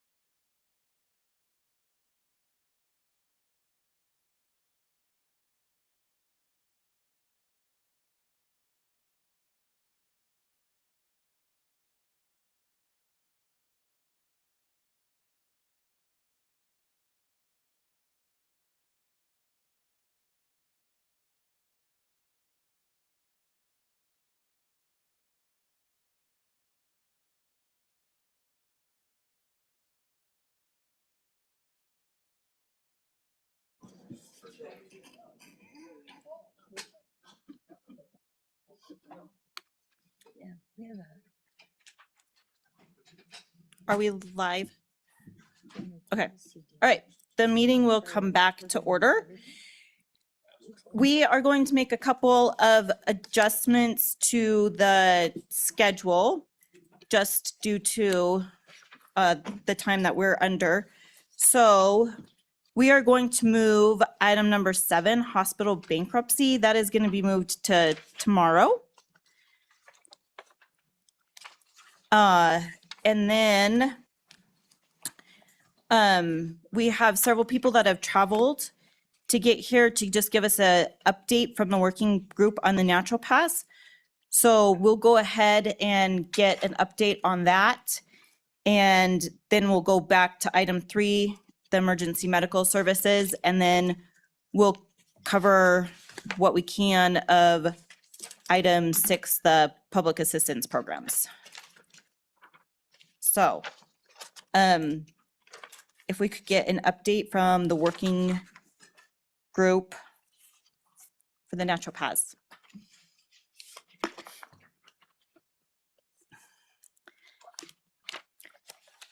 Hey. Madam Chairman, respectfully, the person's going to do that here is Thea Marks. Hopefully she's still there. I don't know if maybe you guys can see. Okay, is she online? Okay, then, if you want to get her online, if you want to do that, and while we wait for that, we'll go to the emergency medical services. Thank you, Madam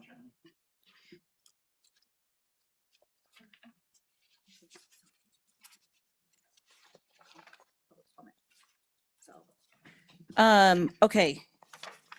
For emergency medical services, what I'm gonna go ahead and do is have, LSO go ahead and walk us through the draft bill, and then the Department of Health can give us anything, and then we'll take public comments.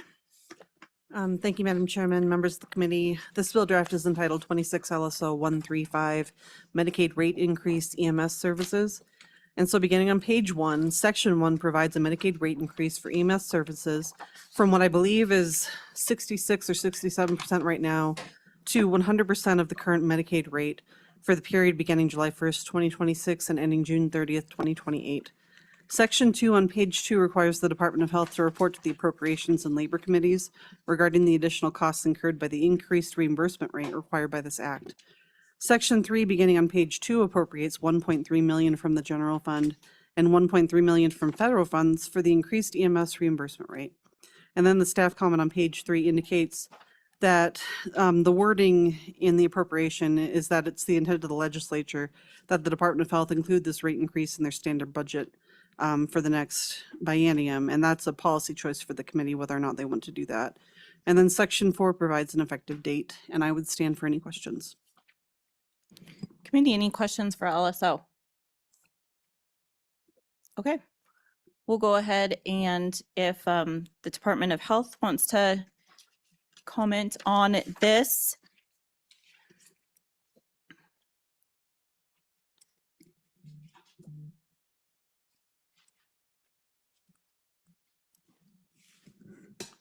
Madam Chairman, members of the committee, my name is Franz Fuchs, Deputy Director of Department of Health.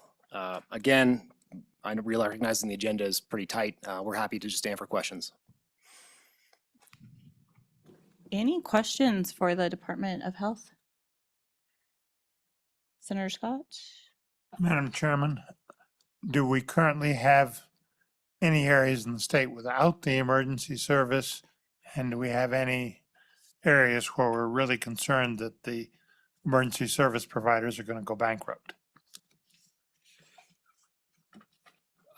Chairman Brennan, Senator Scott, that's a good question.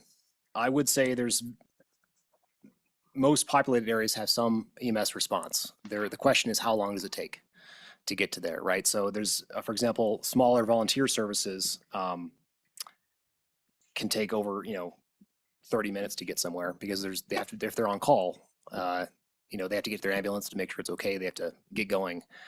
So it really varies widely across the state. I would say, we provided a report. I'm happy to send that to the committee. It has various maps of the entire state that show the response times by region. We have, the population that's covered by those different response times. I'm happy to share that with the committee. But it just varies across the state. There is no desert per se. It really is a relative response time that is the issue. As far as finances go, we do not have access to their books, unlike with nursing homes and hospitals. We get standardized cost reports. So ground ambulances do not submit standardized cost reports. They only just started doing a pilot for that a few years ago, and no data has been released from that. So we don't have any good estimates as far as their liquidity or days cash on hand or anything like that. I will say that it's also complicated by the different models. Some are obviously full-time commercial services, and some are volunteers. So how do you measure what's a volunteer? How much are they foregoing in that kind of subsidy, right? How much is that worth? A volunteer's time. There's some sort of non-monetary questions there.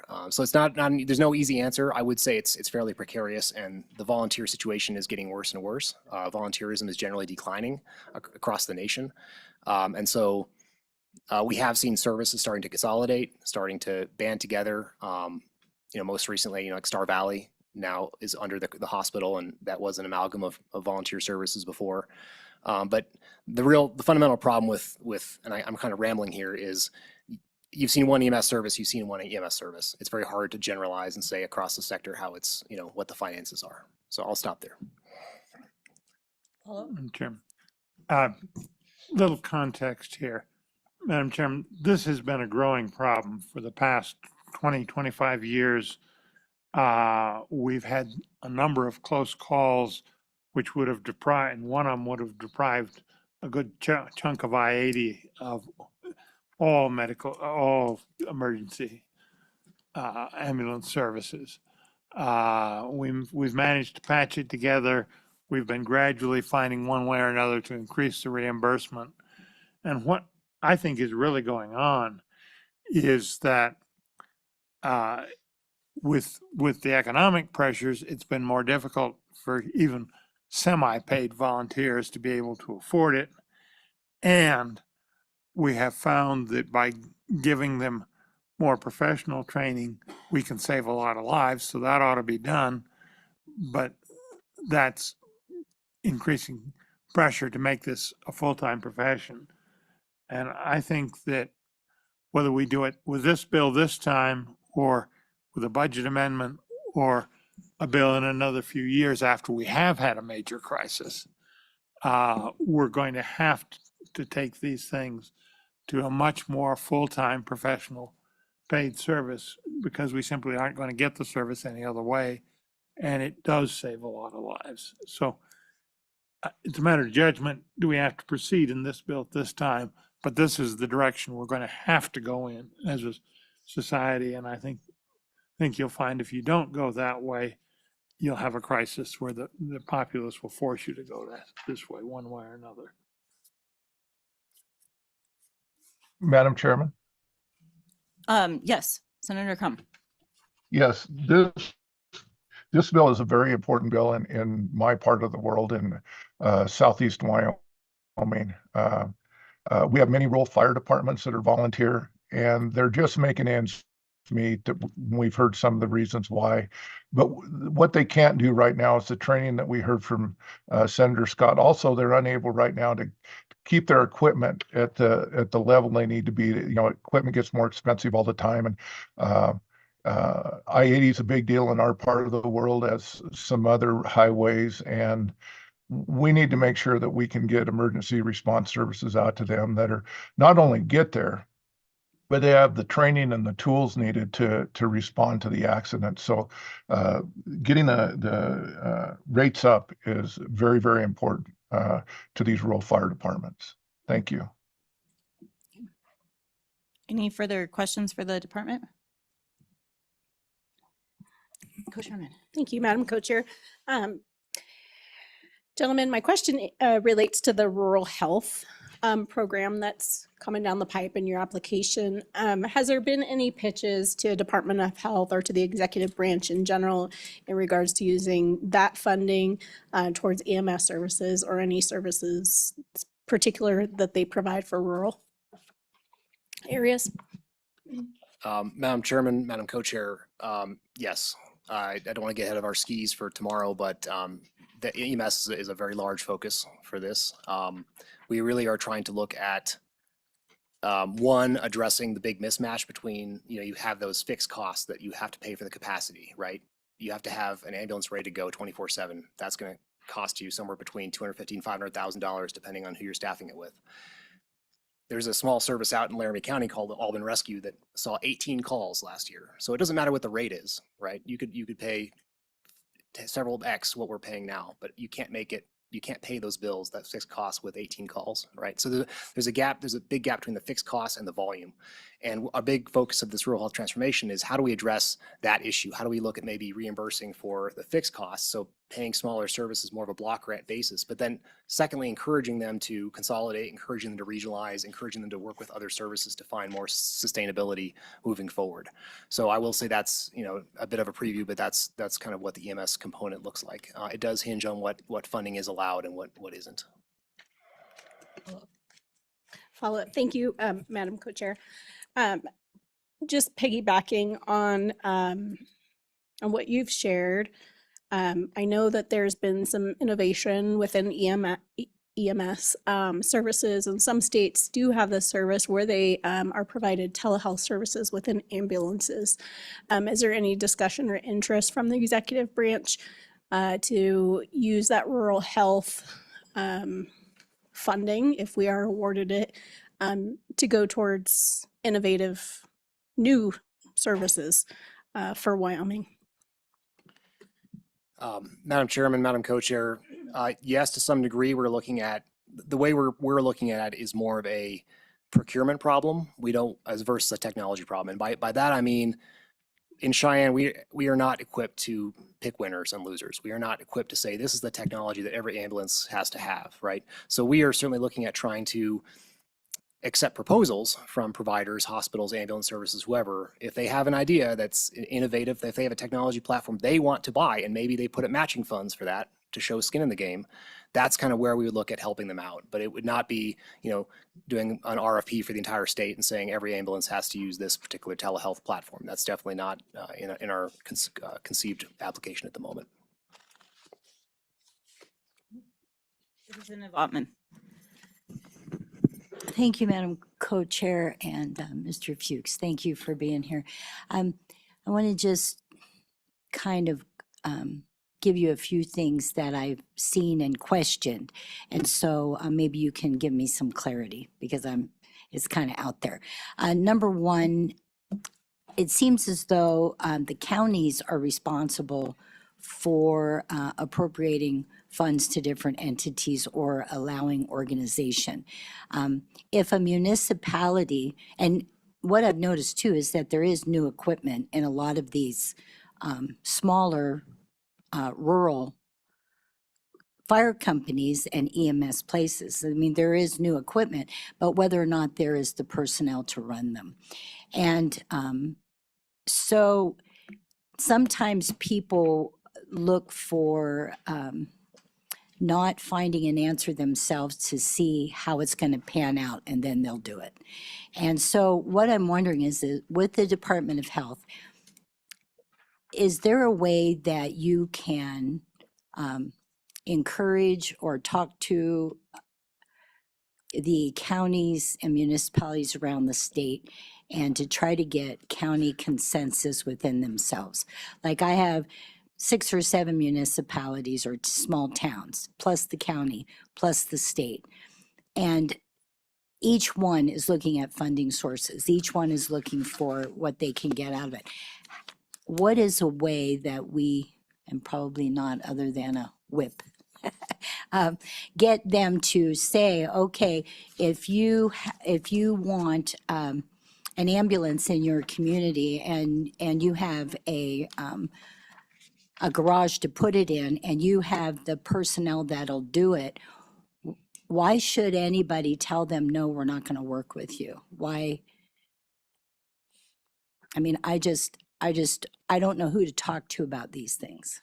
So if you could give any guidance, I help. Because one, it would be fiscally responsible. Two, it would actually solve a problem. Madam Chairman, Representative Ottman, I don't think I have a good answer. We are trying to push in this transformation, again, sort of that regionalization and consolidation. So it's not Cheyenne saying you have to associate in this region or you have to work with these people, but it's by taking the incentive, you have to come up with a plan to show you're working with a bunch of different local entities to come up with something that makes sense and is more sustainable for the future. And every situation is going to look different. I think your neck of the woods is particularly challenging with EMS just because of the long distances across the county. But aside from regulating just the ambulance business licenses, which is a pretty low bar, and then of course the EMS personnel qualifications, the Department of Health doesn't have a regulatory role per se in how ambulance business goes across different regions or which entities have to cooperate as far as dispatch. That's not really our wheelhouse. And, excuse me, thank you. Just to clarify in my mind then, so this money that we're looking at for this, will that be then allotted to the different ones that have come to you and shown a need so that you can say, okay, you have this need, but how are you going to implement it? So you are doing that? Madam Chairman, Representative Ottman, not at the moment. We are really just developing the application and the idea for this, but we would definitely have a process if we receive the funding and if everything's agreed to by the legislature, then we'd have a process to distribute those funds on a competitive or needs-based basis. Any further questions? Senator Steinmetz. Thank you, Madam Chairman. And I'm just wondering who is actually taking Medicaid right now as ambulance services? Because in my area, we only have one paid service. The rest are local fire districts, and they receive a mill levy to provide their services, as well as grants from the state of Wyoming for their equipment and all of their services. So who exactly are we talking about, and how did you derive the number of $1.3 million?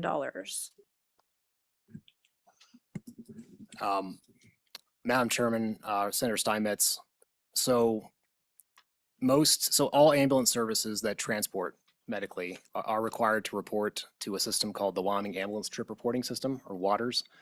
And what's nice about Medicaid billing is that we use the WATRS data to generate, to kind of, it's very easy to bill Medicaid that way by using that as the evidence of the transport. And so there are numerous fire departments or other entities that bill Medicaid, as well as potentially receiving a subsidy from mill levies.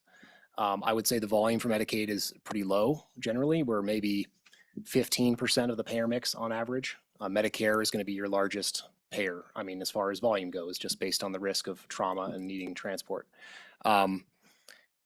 So I would say most EMS agencies that transport do bill.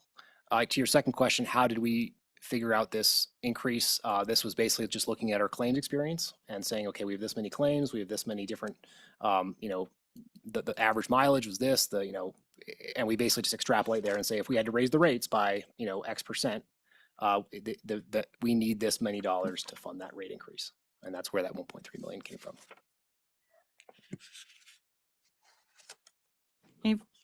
Representative Clauston. Thank you, Madam Chair. Thank you, gentlemen. So I was recently at an insurance meeting, and they were talking about if you lived more than 30 minutes from EMS services, mortality rate went up twice.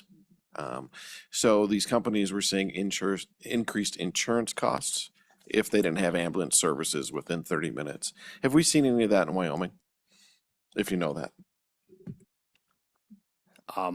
Madam Chairman, Representative Clausen, I can't answer that question. We don't have obviously private insurance data, and with our small data, it'd be hard to draw any causal conclusions there in that regard. But I think it's intuitive that if you live outside of 30 minutes of EMS, you're going to have higher risk for morbidity and mortality. I would say, though, that it really is, Medicare would be one of the bigger payers for that. Medicare tends to cover, just an older population is going to need EMS far more than anybody else. And so that tends to be the logical payer there.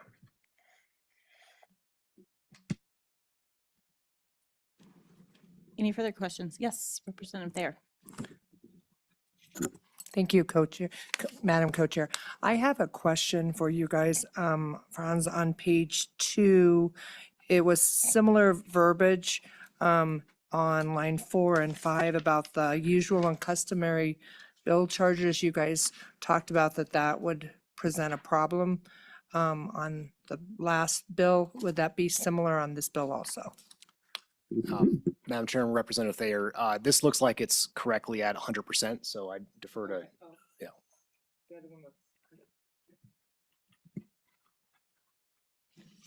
Any further questions for the Department of Health? Okay. Any public comments?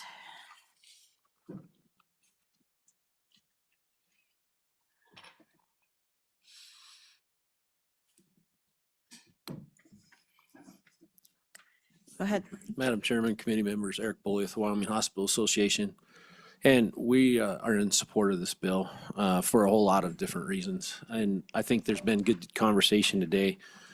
When we take a look at our ambulance services and we talk about the consolidation that's taking place around the state, the consolidation basically is that non-profitable EMS services are now being absorbed by the hospitals because they're the only ones in those communities that are willing to run them. There are some benefits to that, especially for our critical access hospitals. There is better reimbursement than if the ambulance is freestanding. And we can provide some of the necessary skills as far as making sure that billing and everything is taken care of. With that said, in every one of these situations where consolidation is taking place, they're being subsidized by the hospitals. And so when we talk about financial viability of our hospitals, when we talk about services that can or cannot be offered in those communities, it's another one of those situations. But Representative Clouston, you're talking about the golden hour when it comes to stroke and cardiac. And if you don't have EMS services within a certain distance, they're not going to get the treatment that they need, and we're going to lose a lot of people.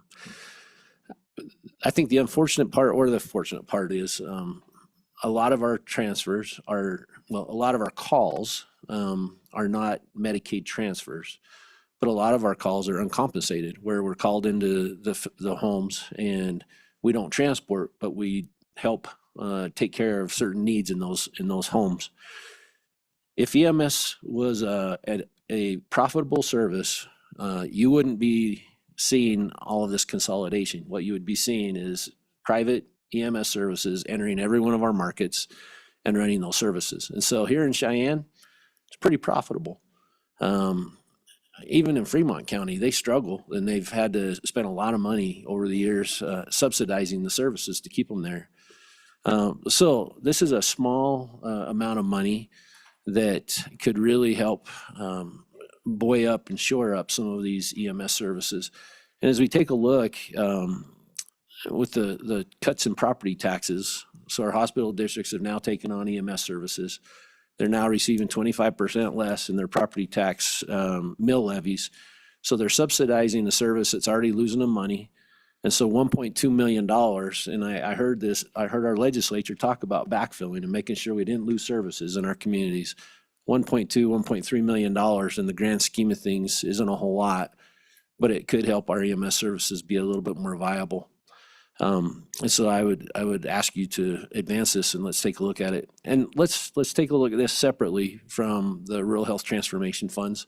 I think there's great opportunity and great potential there. We spent a significant amount of time with Franz and the Department of Health talking about ideas. EMS is one of our top ideas, along with telehealth and technology and all kinds of things. It's going to take a while to get that money rolled out and get it in place. And I think the other thing is that when we take a look at fire, when you take a look at police services, in most communities, those are essential services, but EMS has never been considered an essential service. And so we have to find ways to fund that because it's not funded through the county. So I would ask you to support this, and let's move this legislation forward. With that, I'd answer any questions. Committee, any questions? Representative Ottman. Thank you, Madam Co-Chair. Mr. Boley, in Fremont, the care or the cost of EMS services just for ambulance went from 1.1 million a year to 3.2 in like 3 years. And so what we were told when the company came in there was that they could provide it. They had the training and the expertise to do it. They had done it before. They came from out of state. And they're not doing it. They need more money. So I just don't understand how this can be fixed. I mean, okay, we need more money, but for what? Because I don't understand where the additional costs are going. And did you just say, your last statement, I was like, oh, really? Essential services. Essential services, no, I'll think of it. But if you could just say, what have you seen? Because in Fremont, it's difficult. And you're saying, within 30 minutes to get services. Well, try running 24/7 EMS services for six incidents in a month, for 6 cases, or with the weather or with the travel. Try having, EMS services down in Jeffrey City 24/7. I mean, it just doesn't make sense. You can't get 30 minutes and you can't supply those services or the personnel to be there 24/7 and to have trained. That's why I'm hoping that the counties will look at working with municipalities and saying, how can you step up to the plate and use some of your people more? Because there's people willing to help, but I can't get that conversation to go. It's just always more money. And it's like, well, we need people to start coming up with some local answers and then come alongside them and help. But I would like to see some plans first. So how can we initiate that conversation? And also, I really pushed for the new hospital to accommodate ambulance service. I think that would really be a plus. Madam Chairman, Representative Ottman, I've done exactly what you're talking about. I ran 3 EMS services when I was the CEO in Kemmer, and it was difficult. We ran in LaBarge, Kemmer, and over in Cokeville. In Cokeville, it's a population of 500 people. At the time, though, there was a lot more volunteerism, and we were able to do a lot of that with volunteer services.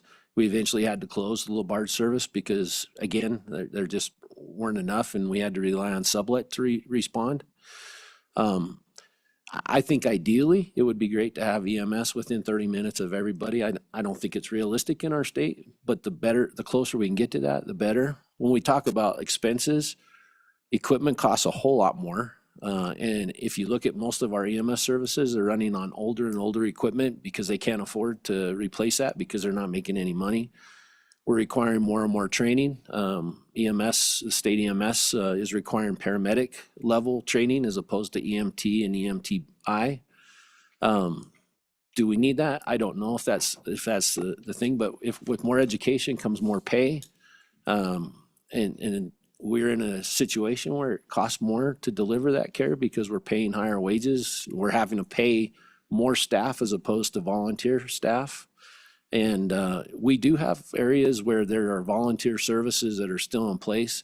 And if they have enough people, they respond. And if not, then we have to roll our services from 40 or 50 or 60 miles away. We're seeing a little bit of innovation. We've seen a lot of consolidation up in Bighorn Basin. Cody Regional is working with a lot of those communities. And up in the northeast part of the state, Gillette and Sheridan have formed a collaborative, and Gillette is really responding to a large part. They're clear over in Newcastle now, but they're doing it. They have to subsidize it because there's just not enough money right now to go around. And so, is 1.2, or I guess it's 1.3, is $2.6 million going to fix the entire thing? No. But it is going to offer a lifeline and help to alleviate some of the losses that they're incurring while we figure out maybe what we can do with some of this other funding that's coming through the federal government. Any other questions? Madam Chair. Yep, Senator Hutchings. Thank you so much, Madam Chair. I have 2 questions. One, Mr. Boley can go back and just briefly touch on what the rural health transformation funds are? And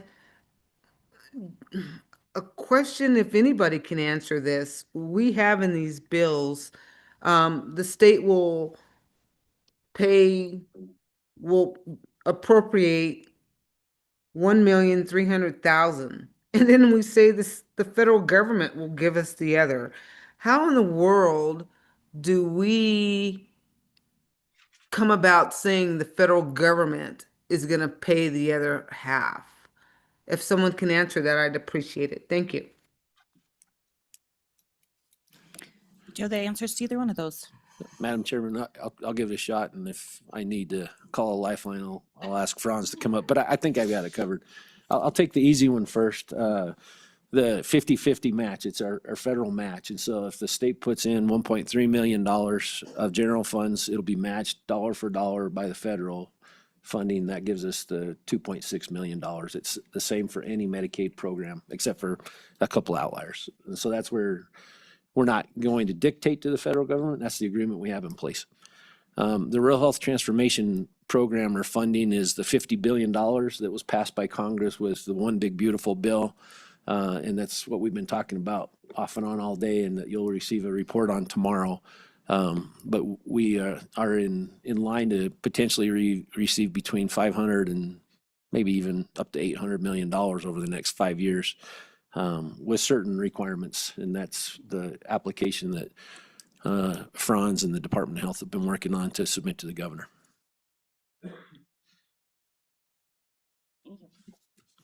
Any further questions? Okay. Any further public comment on this bill? All right, with that, we will close public comment. Committee, what is your pleasure? Second. Okay, it's been moved by Representative Clauston, seconded by Senator Scott. Any amendments on the bill?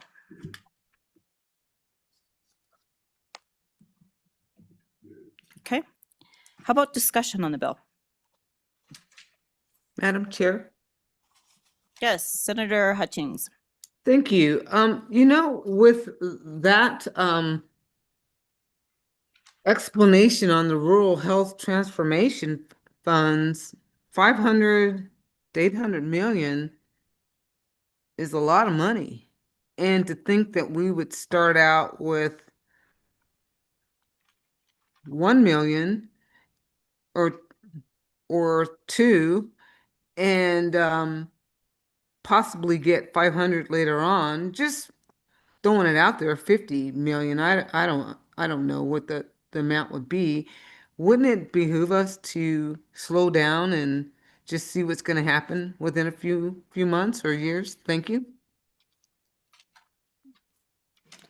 Senator Scott? Madam Chairman, on that point, and I hope be corrected if I'm wrong, there's some other claimants on that federal transformation grant, and I think it's the salvation of the critical access hospitals that are in some financial trouble right now. So I don't think we can count on that being available for here. I don't know whether the specifics of the federal law would allow it to be available, but there's other demands on that. Representative Clauston. Thank you, Madam Chair. And I agree with both the senators in that, EMS services, this will help all EMS services for everybody in the state. And we don't know where this $500 to $800 million will lie. So I think this is important. I think we passed this through committee. It doesn't mean later on it's going to hit the floor. I think once we get more information on where these funds actually are going to go to and be used, we can make some decisions. But I would hate to kill this bill that we might really need now. So my suggestion is I'm going to vote aye, pass it along, and then we're going to see where some of these funds work out in the next few months. Madam Co-Chair. Yes. Thank you. I'm going to agree with my colleague down at the other end that especially along I-80 and a long stretch of highway with very minimal assets to pick up people along I-80, this would be a win for multiple counties. Anybody else? Okay. I do have some thoughts and comments on this bill. I would agree with the statements made by the colleagues in the House that this is an important bill that we move forward. This is just going to increase that reimbursement for EMS, which is important. It was alluded to, that golden hour of care, and sometimes we can get people into a facility within an hour and sometimes we can't. But the quicker we get some sort of medical care in emergencies with strokes, heart attacks, those kinds of things, the better the outcome for our patients. And so I just think it's important that we do what we can to continue having EMS services and for our citizens, and not making sure that those don't drop off. So I vote on this. And anybody else? Okay, sensing the committee. Oh, Representative Ottman. Thank you, Madam Co-Chair. Just a comment. I'm normally not comfortable with just applying a bunch of money and then saying, okay, where's it going to go? Which county is it going to go to? What services is it going to go to? Can we know? But I do know that in my county, there is a working group that's working diligently to look at services that have not been compensated, that have not been paid back, where the services are going, how they can better be served. So I'm thinking I might go against what I normally would do and say yes, so that I can wait to see what work has been done in my county. Anybody else? Okay, Representative McCann.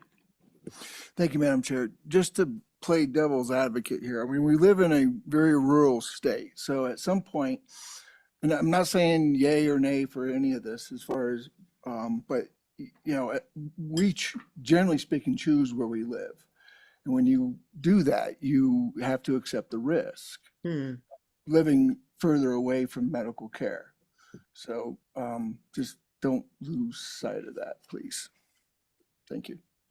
Senator Scott. Madam Chairman, that's a well-taken comment as one who does live out in the country and is about 30 minutes away from these services to start with. But this affects every citizen of Wyoming, because the real problem is going to be when we lose EMS services on a major stretch of highway. And that could be any one of us that needs that. Madam Chair. Senator Hutchings. Thank you so much. And my question was not to say no to this bill. It was just to get an idea on when that money's coming and where, if someone knew where it was going. I have experienced the joy of having EMS there quickly after my husband had his cardiac arrest on the highway. So I'm not opposed to EMS and their services. I was an EMT at one time, and I understand the need. So I just wanted to make that clear. My comment was more a question, not a despairing this bill. Thank you. Thank you. Anybody else? Okay. We will take a roll call vote now then on 26 LSO 135, Medicaid rate increasing EMS services. Senator Crum, Aye. Senator Hutchings, Aye. Senator Scott, Aye. Senator Steinmetz, Aye. Representative Klauston, Aye. Representative Gugamas, Aye.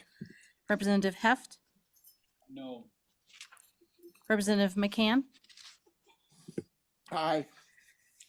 Representative Ottman, Aye. Representative Thayer, Aye. Representative Wasserberger, Aye. Representative Yin, Aye. Co-Chairman Rodriguez William. No. Co-Chairman Brennan. Aye. 10 aye, 2 no. Okay. That bill has also passed as one that will be sponsored by the committee. Are we ready for an update from the naturopaths? Yes, okay, perfect.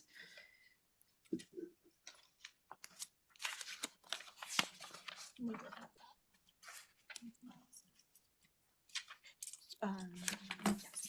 Do they want to? So.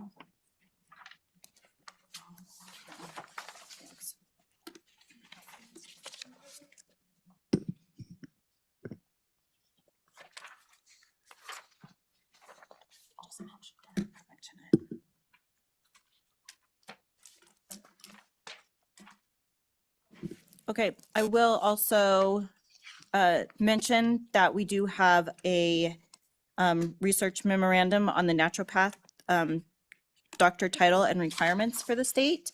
And so we will get an update from the working group, and if there's any questions too on the memorandum, can ask LSO that after our update, so.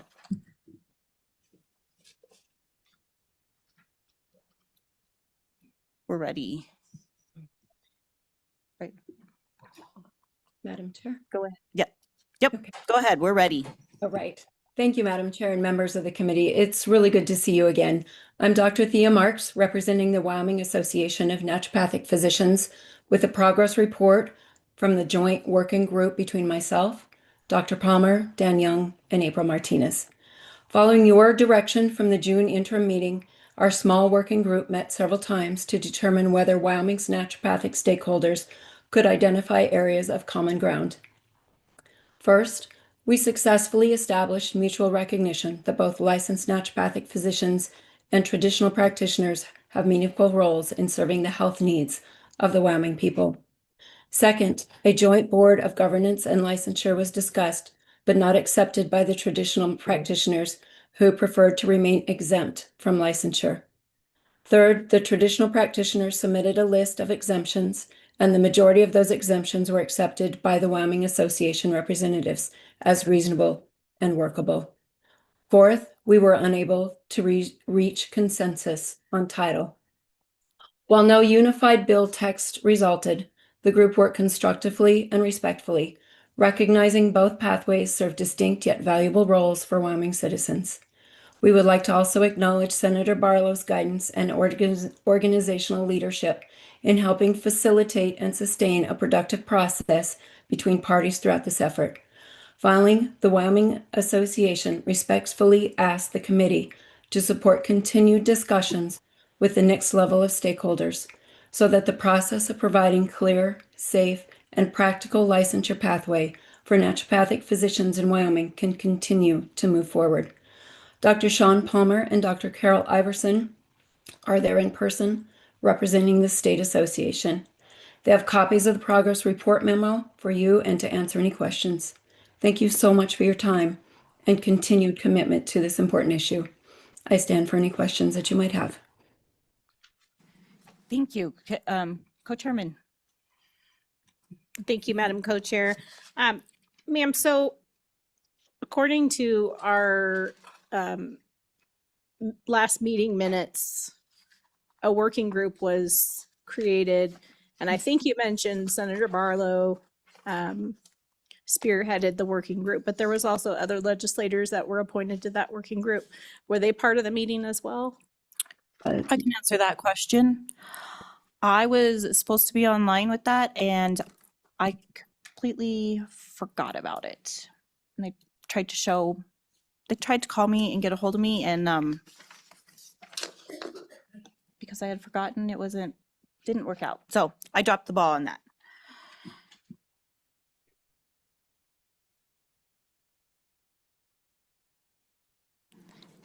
Yes, Representative Wasserberger.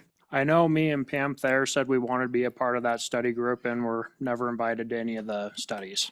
Oh, my apologies. I think that got dropped also in that handoff of chairman.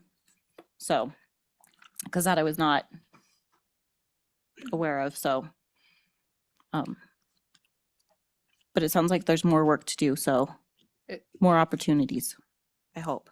Madam Chairman, yes, it sounds like they made some good strides, but again, I think there were more of us that were very interested in spending more time in discussion. I like what she has to say, again, defining whether we're Webster's dictionary on what naturopath is and the whole public safety component. But I think, I like that they move the needle forward, but I think there's some continued work that needs to be done, so.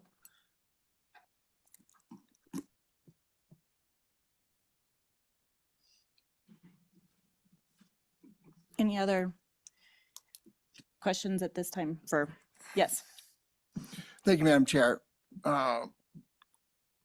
Doctor, do you think there's a possibility of some sort of consensus on the title protection? I think the licensure and the board governance, I think that can be worked out. I like to leave the guys that are working now alone, just let them go. But I think probably the most contentious thing, at least from me being involved in this during session, was the title. So is there any truth to that and or a possibility of coming to terms? Madam Chair and Representative McKen, thank you for that question. During the working sessions, we agreed to disagree on the title, and they asked for exemptions that we granted the majority of so they could continue to work within the state how they have been, and for us to move forward into discussions with the next stakeholders. So is there a possibility? Absolutely. There is a possibility of title work as we move forward. Any further questions? Representative Wasserberger. What exactly is the scope of practice you guys are seeking? Madam Chairman and Representative Wasserberger, the scope has yet to be determined.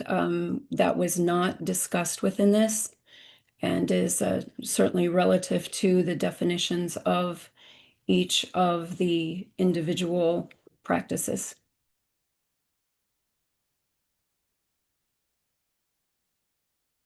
Further questions? Thank you, Madam Chair. Yes. I guess, again, newer to this game, but not part of the working group. I did have some questions either for Dr. Marks or the rest of the working group. Is the goal of this group was for public safety? Is that correct? Am I, and just, are we having, we talked about this earlier today on another bill, are we having issues in the state? I mean, the whole point, why are we working on this? And I mean, that's just the basics. And then again, I think the other question is I think Representative Wassenberg, my other question about the scope of services. And then bottom line, I think for me, the why of trying to get through this would be to have more access for medical options and not limiting and narrowing the field. I mean, I think there's room for everyone. We just want to make sure that there's public safety and that, not everybody's overreaching on their guidelines or their boundaries. Madam Chair and Representative Thayer, I would like to answer that and then turn it over to anyone else that may be in the room, is that you are absolutely correct. It is about access to care. And why was this bill brought forth, or not this bill, but this issue is that there is a group of medically trained naturopathic practitioners who require state licensure to be able to practice in the state. And so this will bring up the standards in Wyoming to meet the care that is provided in 23 states and 3 additional territories. And so those precedents have been set, and we would like to be able to practice in the state to the level of our education and training. And that does really include the access to the care as well as the public safety issue.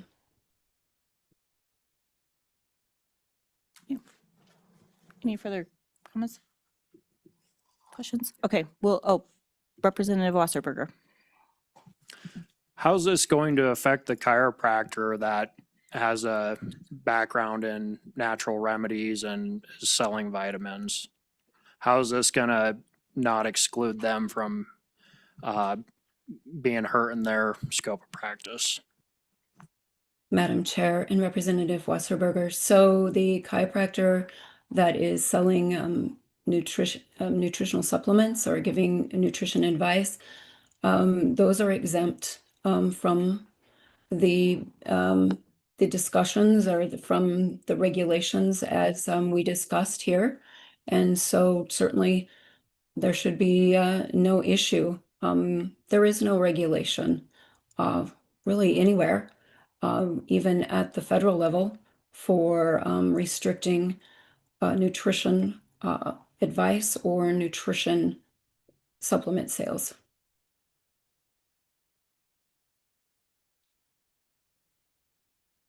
Senator Wasserberger. If there's no seeking of a regulation, then why would we need a license to even begin with? I mean, from the last meeting that you guys had, I was under the understanding that you guys had the same credentials as a medical doctor. So what would stop you from giving nutritional advice right now as a medical doctor? Madam Chair, Representative Wasserberger, we do not have the same qualifications as a medical doctor. Our qualifications are also extended to the nutrition and the nutritional supplement and their implications with medicine. And our goal is licensure, so we can practice to our level of training and our education. That is why licensure is needed. Representative Thayer. Thank you, Madam Chair. So just to clarify, you would like licensure, but we don't have a scope of services yet on what, so we have, it sounds like we have a lot of work because we don't have a scope of services on what the licensure would cover. Is that correct, Dr. Marks? Madam Chair, Representative Thayer, certainly there is more work to do. The scope was not brought forth because scope is certainly defined with the definitions of the practitioners. And so we did, if you will, work on the scope to the extent of the exemptions were established, allowing traditional practitioners to continue what they were currently doing in the state.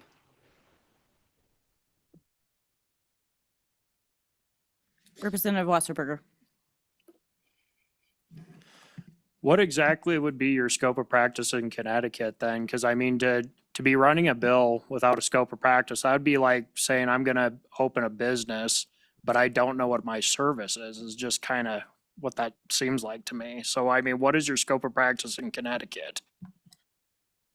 Madam Chair and Representative Wasserberger, thank you for that question, and I certainly understand it. I mean, we need the conversation with the next level of stakeholders and then to flush out that scope. My scope of practice in Connecticut is broad, but that certainly could be different in Wyoming. It could be the same, and it's really going to take some conversations to flush that out. I really appreciate the question. It's not an easy answer because of the stakeholders in this.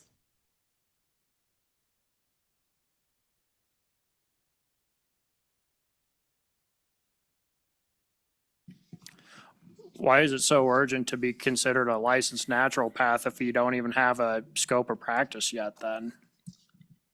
Well, Madam Chair and Representative Wasserberger, we have the education and the training, and we have ideas of that scope of practice for sure, but to put them out there today, throwing them out I think would be really premature because they need to be discussed, and we're we're not putting a bill out today. We are actually asking that we continue these discussions so that we can get to that point and continue to work toward licensure and be really responsible about developing that scope with these stakeholders. Any further questions? Okay, Representative Ottman. Thank you, Madam Co-Chairman. And Dr. Marks, what I'll say is when we first began this, I thought, oh dear, because I like naturopathic medicine. I went to a DO instead of an MD, and so I've been trying to do those things for a long, long time. And then when when we first began to talk about this, I thought, oh dear, another license, more government. And I really believe that. But as we have studied this, and as I look at the working group and the different states, the interjection of physician, doctor of naturopathy, naturopathic physician, MD, ND, DO, all of these things for different states, it shows that there is an understanding that is very different depending on who we're talking to. So I'm saying all that to say I appreciate this conversation.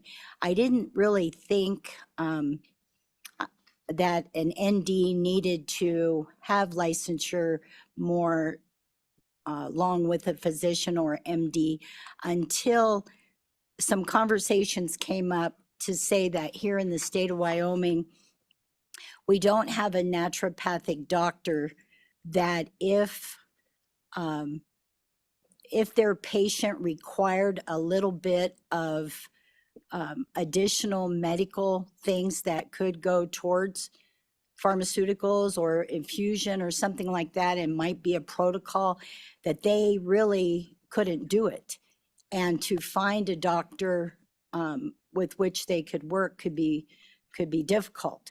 And so they would have to go out of state. So what I'm going to say is it's still very confusing to me. I still want to see protection for both groups and a scope of practice. And I would like to see this continue so that we have a definite title for the licensure and everybody knows how they can work. And hopefully these two groups can work together with the different needs of the citizens of Wyoming. Madam Chair and Representative Ottman, thank you so much for that. I appreciate that. And certainly you're absolutely right. There are instances where, and especially in the rural areas of Wyoming, that a patient would come to a naturopathic doctor and be on a pharmaceutical. And either that pharmaceutical may have interactions with proposed supplements, or they would be taking a supplement that could be damaging, that they would need to be taken off of. The physician could also then adjust the pharmaceutical without trying to find another physician to do so.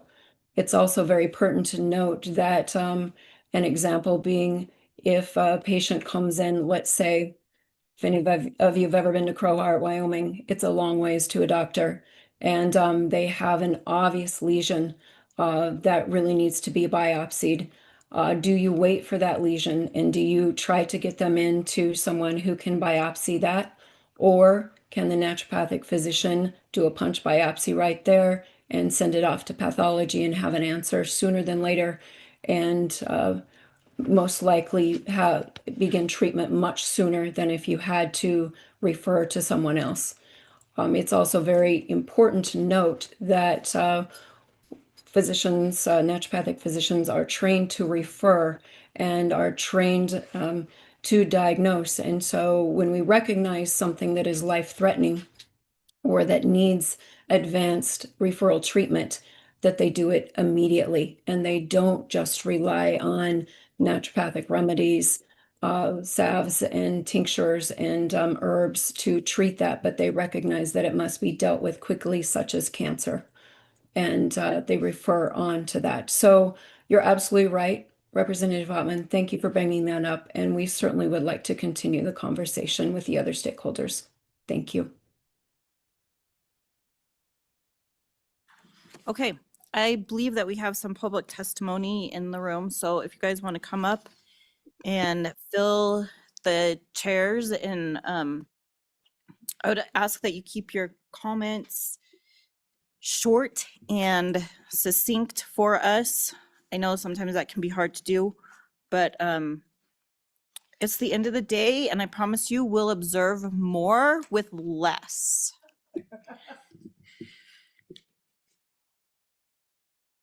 Whoever wants to start can, if you'll just state your name for the record and provide your testimony. Madam Chair, members of the committee, thank you for the opportunity to speak today. My name is April Martinez. I am a doctor of naturopathy, and I have been practicing here in Wyoming for over 7 years. Not to waste, oh, yeah, it's turned on. Can you hear me now? Yes, Okay, thank I you. apologize.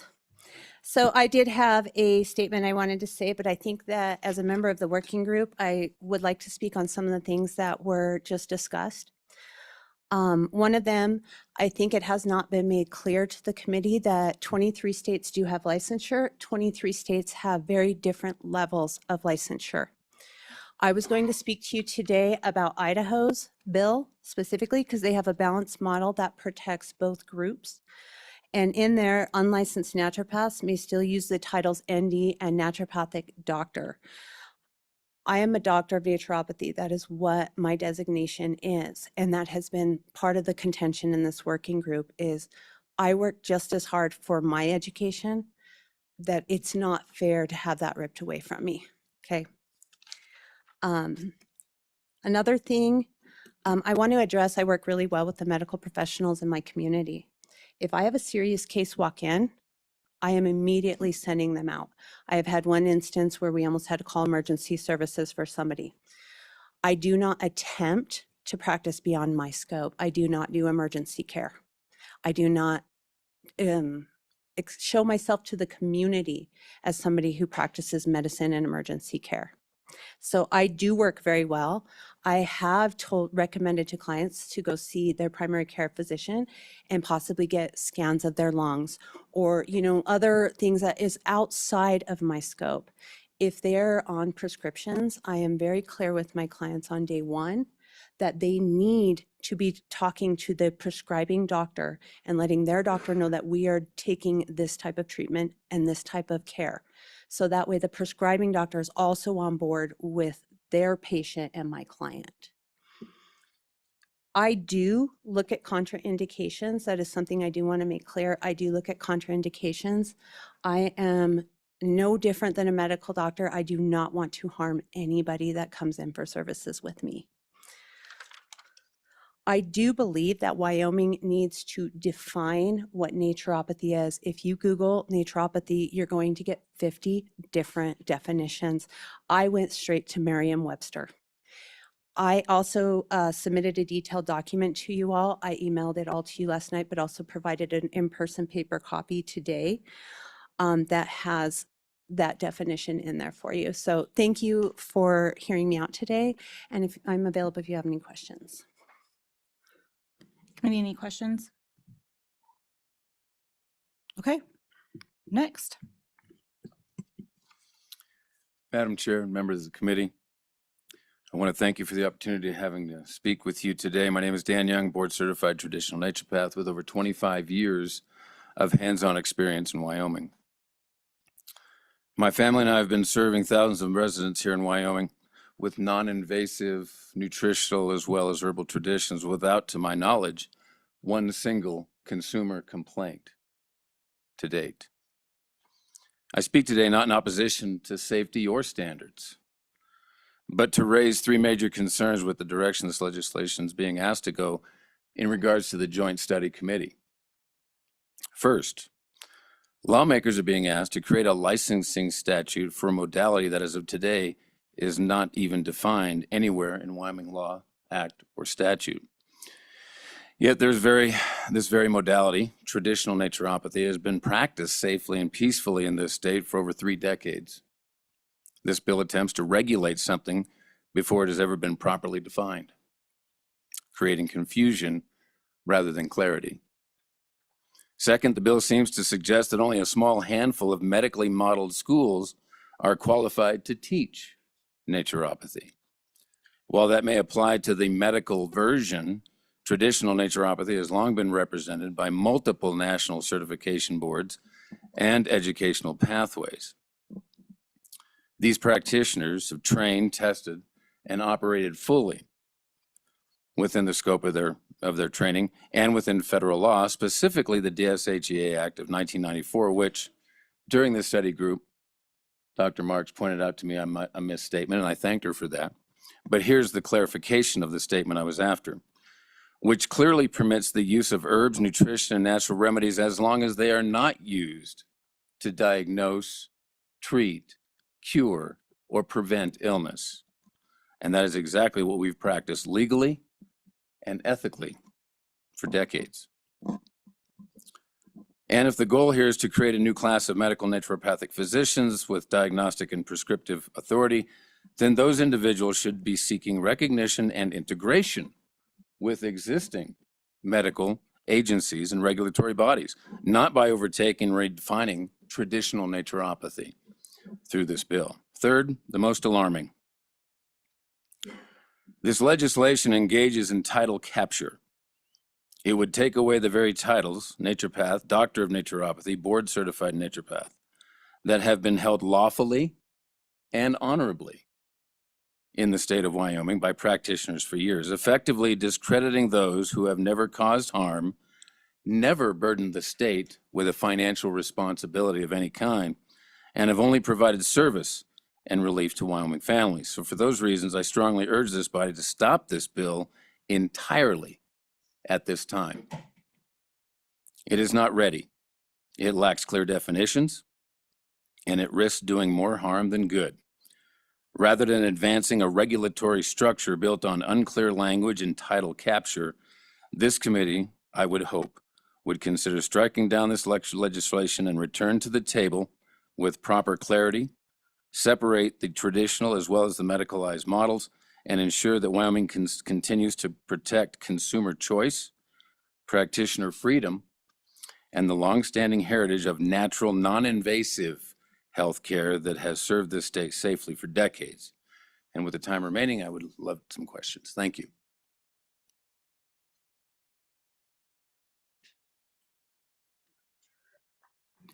Yes, we will.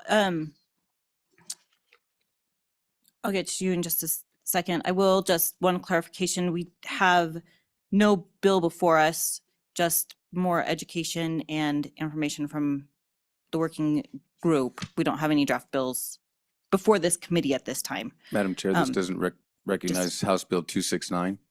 That was from previous Okay, thank you. session, and so this isn't, so no, we're not looking at that currently. Thank you. Just wanted to clarify that, but I think Representative Wasserberger has a question. So since we weren't able to come to the study group, what was the conversation had, Dan, about the title on the naturopathic doctors? What is the title that's trying to be seeked in this study group? Yeah, was there an agreement on a title? What's going on with that? Madam Chair, Representative Wassenberger, thank you for the question. The title of naturopath, naturopathic doctor, or doctor of naturopathy, which we hold certifications nationally in, are not up for discussion, it seems. Those are the titles that are being captured from a regulatory perspective. And then in the process of doing that, some level of dismissal of our ability to practice traditional naturopathy along with it.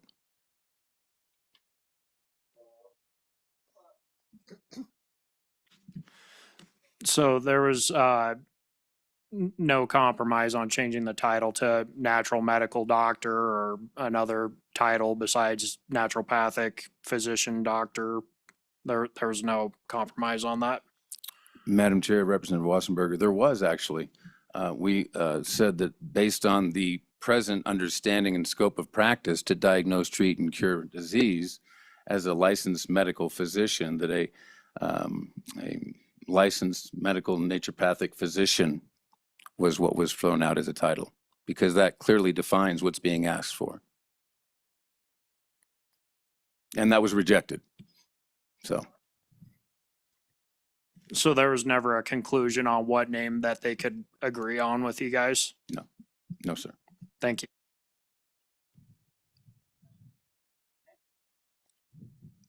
Go ahead.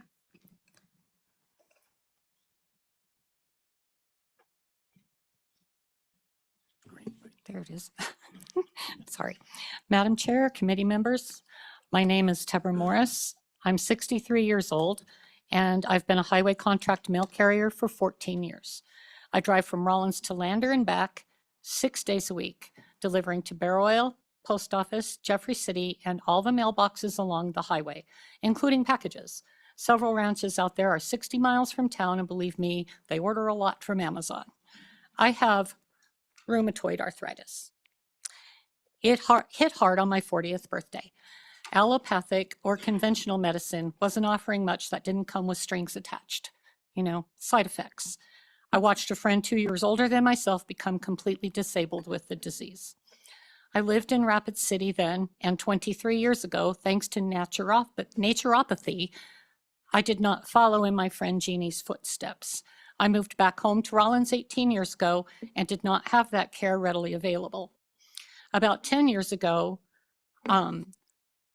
I had a client of the country doctor in Cheyenne sing his praises. So I spent several years traveling there. No picnic in the winter, but I also sing his praises.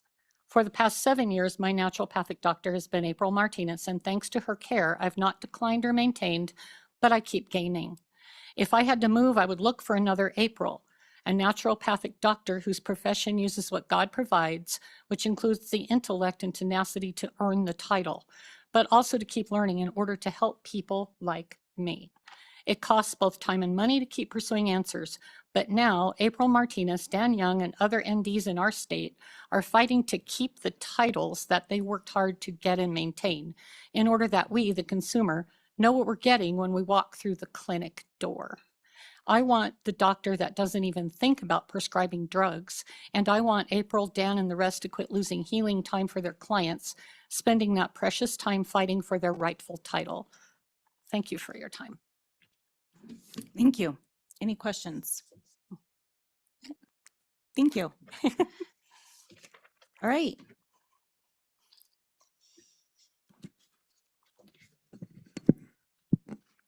Good afternoon, Madam Chair and members of the committee. My name is Rosie Musser, and I come from a medical background as an EMTI in Utah, Arizona, and Wyoming. I ran ambulance for almost 15 years and have seen firsthand both the good that medical can do and the places where it falls short. Along with that, I have had a business in the natural health care field where I specialize in percussive deep tissue work and cranial sacral therapy. So I've seen both sides, conventional medicine and the natural approach. After my own life was nearly lost and I was failed by the very system I had worked in and trusted.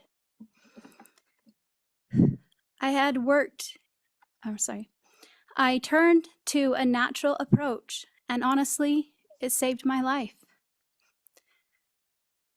I found the healing in a way that conventional medicine couldn't give me. Since then, I've seen the same kind of transformation in others. I share clients with a naturopathic doctor who practices non-medical natural healing. And I've personally witnessed the incredible results people have experienced. People who, like me, had nowhere else to turn and finally found hope again through natural care. A natural approach doesn't come with the same long list of risks of side effects. It supports your body's ability to heal itself, helping people find balance and true wellness, not just temporary relief. So, I have to ask, what is this really about? Is it about helping people feel better and live healthier, happier lives? Or is it about money and control? Because taking away access to a natural approach doesn't protect anyone. It only removes our freedom to choose the type of care that we are searching for. Please don't take away that choice from us. Thank you for your time and hearing my story. Thank you. Any questions from the committee? Okay. Madam Chairman?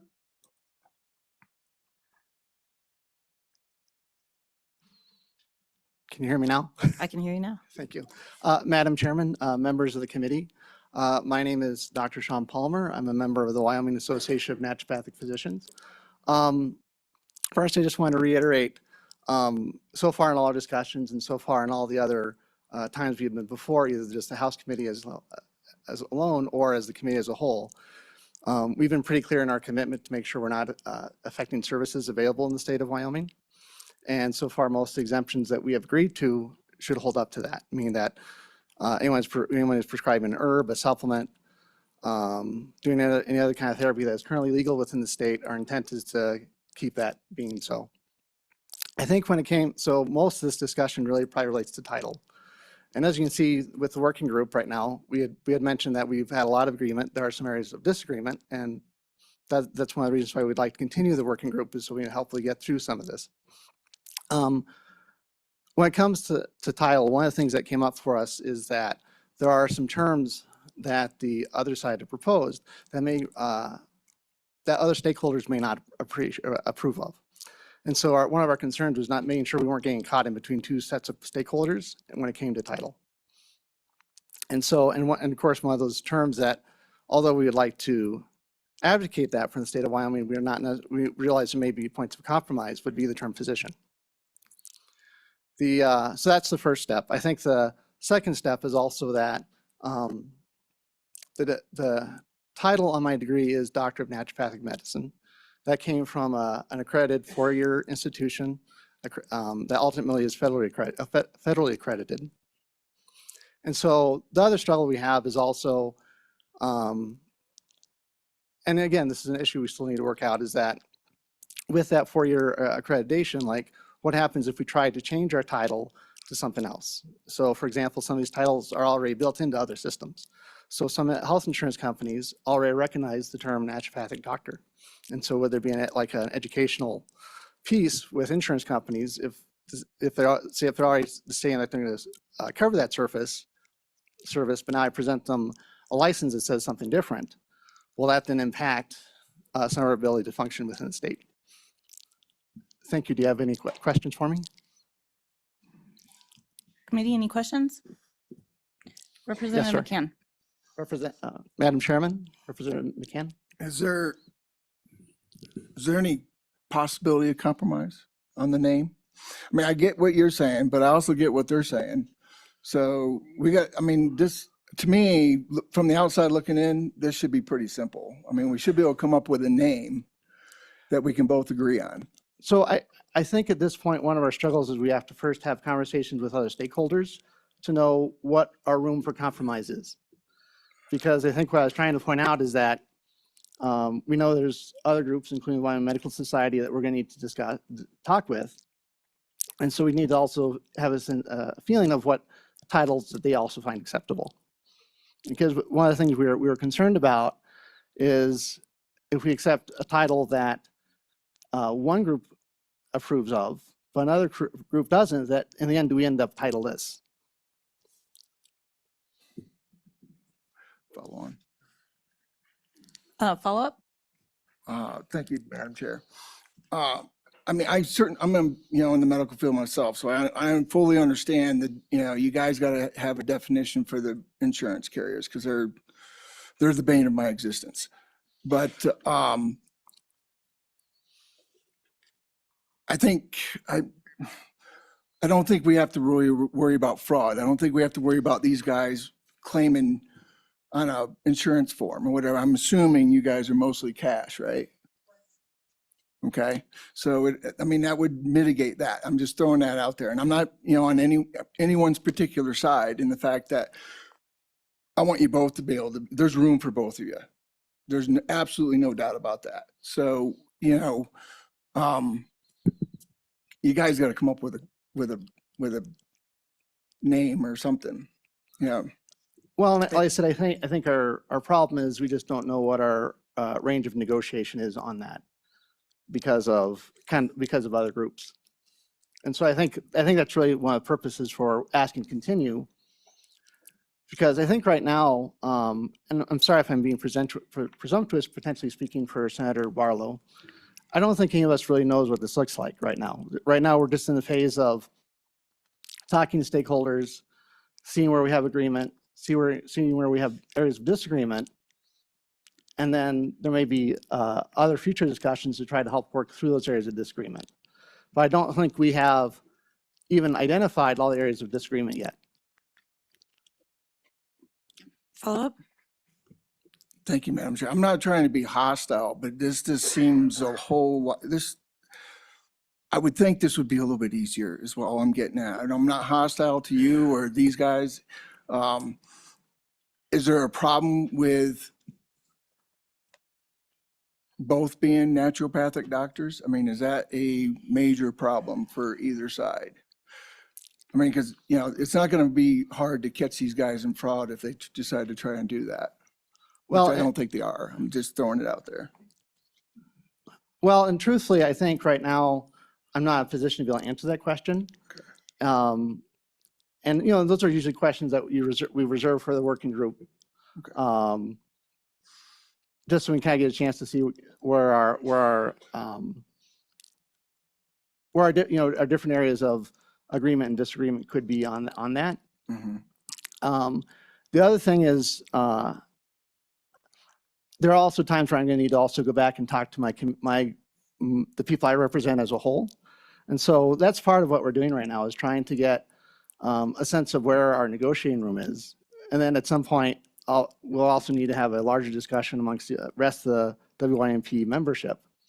But again, it's hard for us to do that without knowing where all the areas of agreement are and where all the areas of disagreement that we're going to have to work through, because we've only gotten halfway through that process.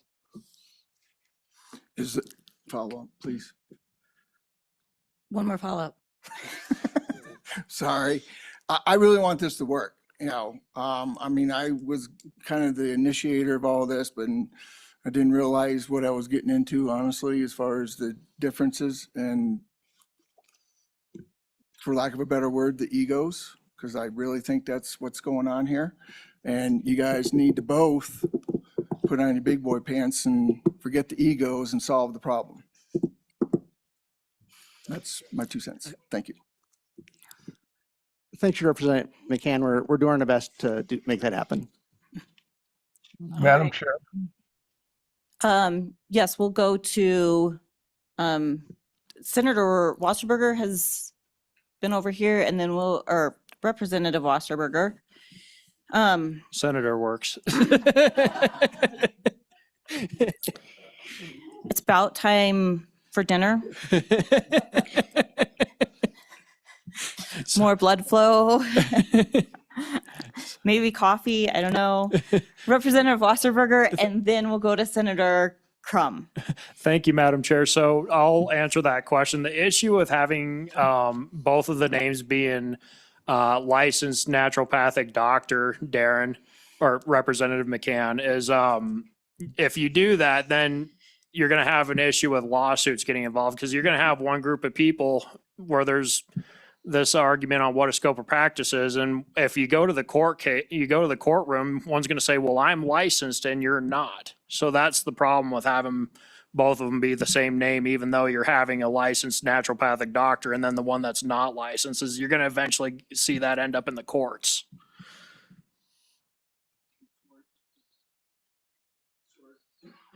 Yes, That's not short, a- and then we're that's- gonna go to. That's not a Senator medical Crum. problem, that's a lawyer problem. All right, Senator Crum.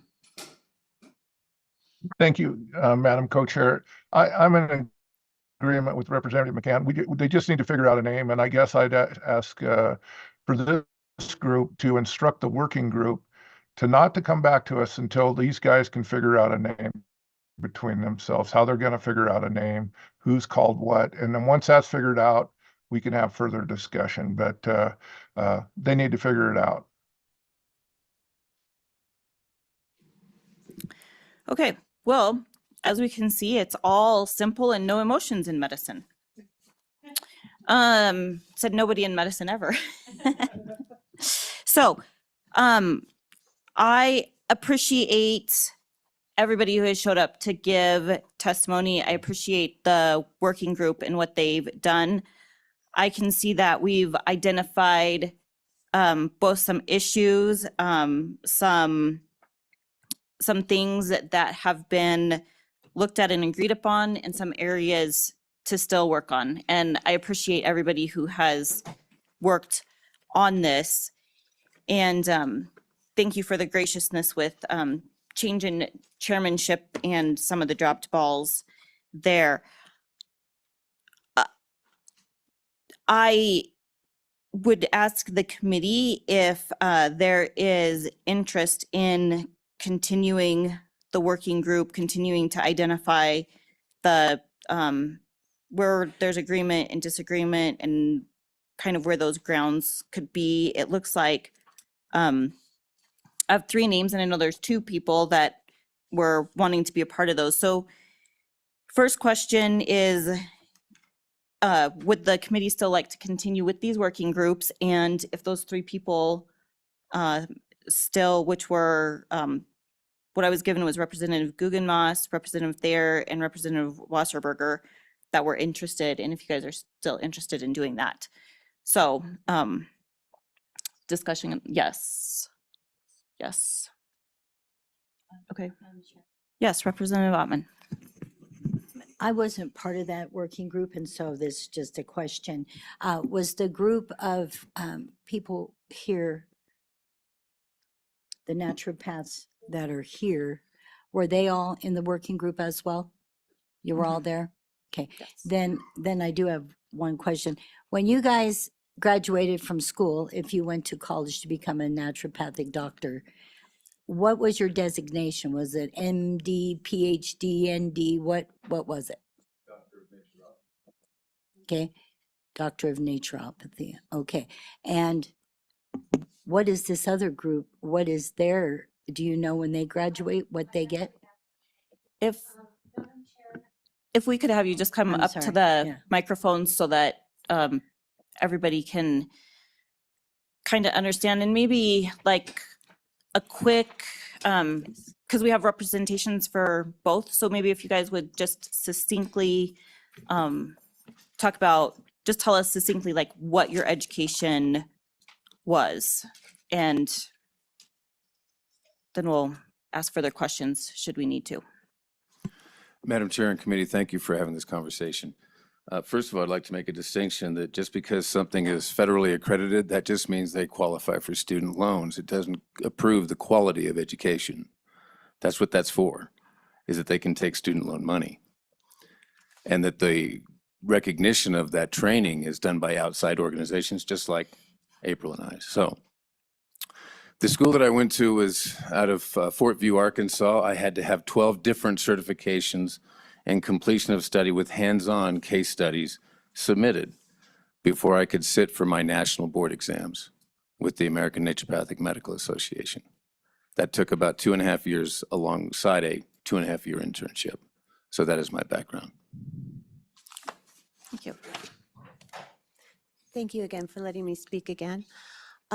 I graduated Trinity School of Natural Health with a Doctor of Naturopathy. It was a 3-year program, and in order for me to graduate, I had to be given case studies, come up with a protocol, and defend it against a panel in order to graduate. At which time after that, I went to the ANWNP, and I tested for my board certification.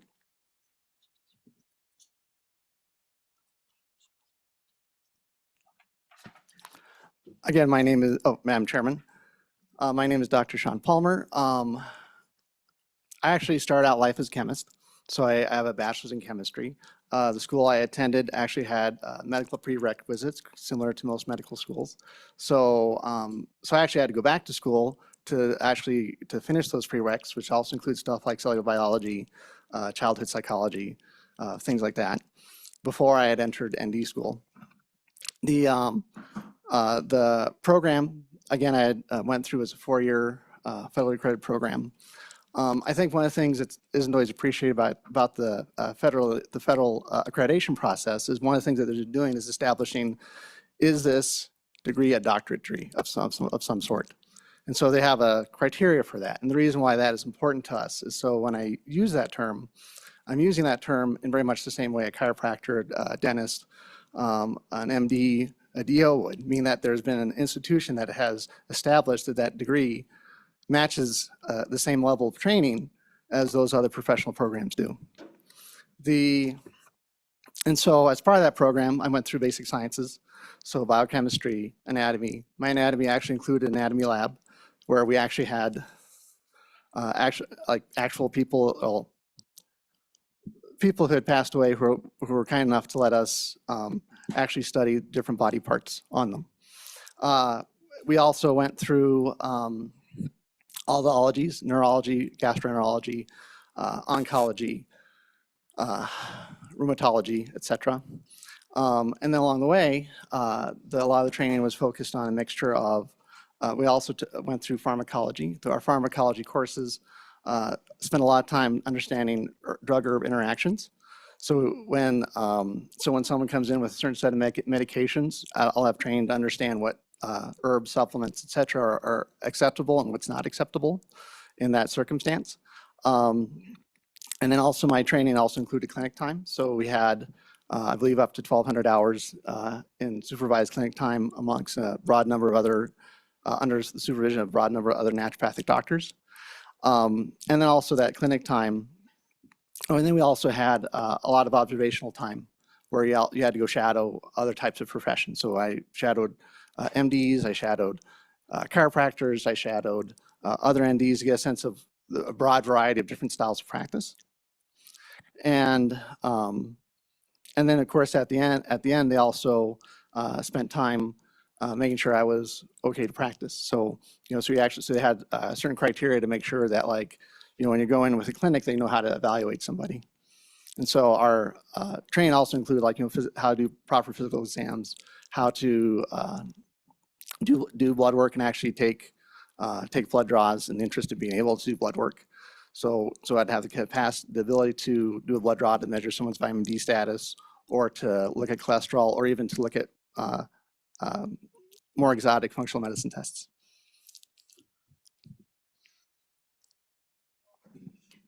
So what's your title? Oh, sorry. The title I was given was Doctor of Naturopathic Medicine.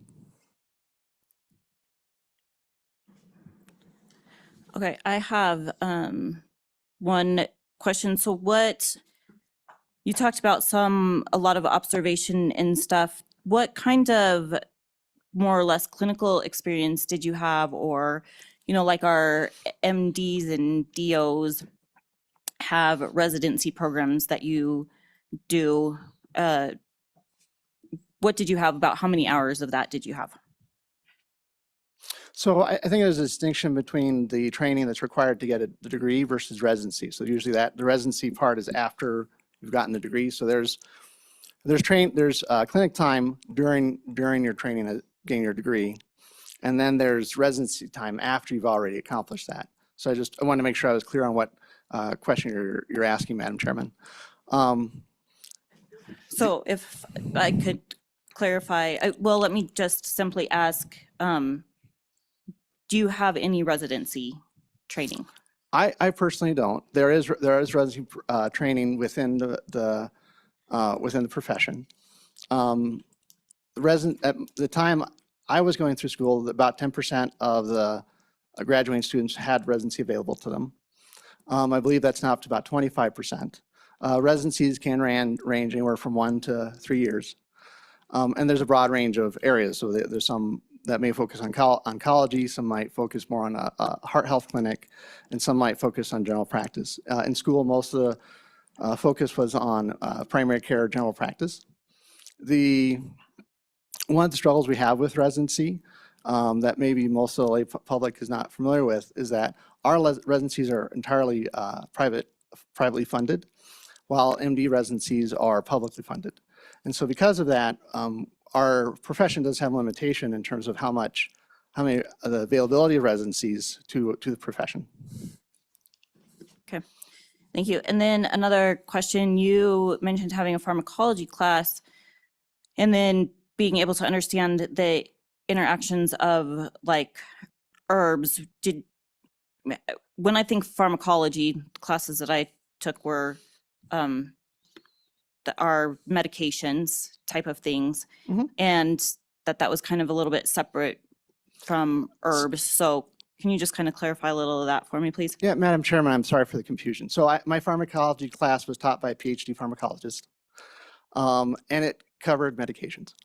And so, we cover like, all the antibiotics and, but then but the thing we would add would be stuff like, we spent a lot more time focusing on what herbs might counteract or interact negatively with that particular antibiotic.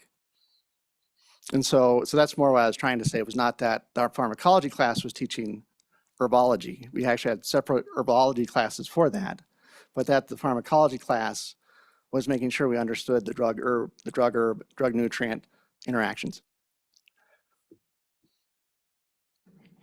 Any other questions by the, we'll go Representative Gugemas and then Representative McCann. Thank you, Madam Co-Chair. So with your training, it seems like some of you, like the naturopathic doctors, they get trained for more, they can do more invasive, is that correct? And then there are those of you that don't go down that path, correct? No, that's correct. Okay. We're 100% non-invasive. Okay, so from what I've been hearing here and elsewhere, is that those that don't do the invasive stuff, they don't want licensure, correct?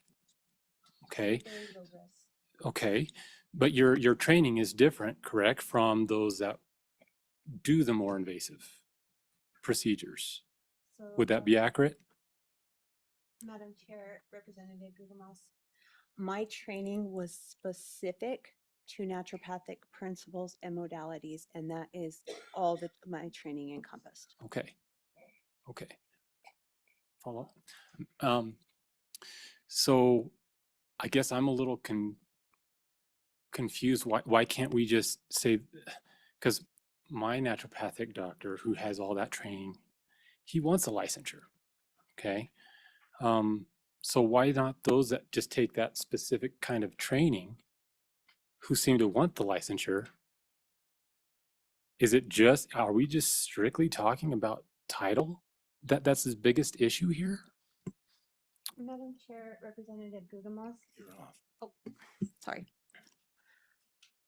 Dan and I both tried to cooperate. We did give them, our biggest issue is the confusion with the public.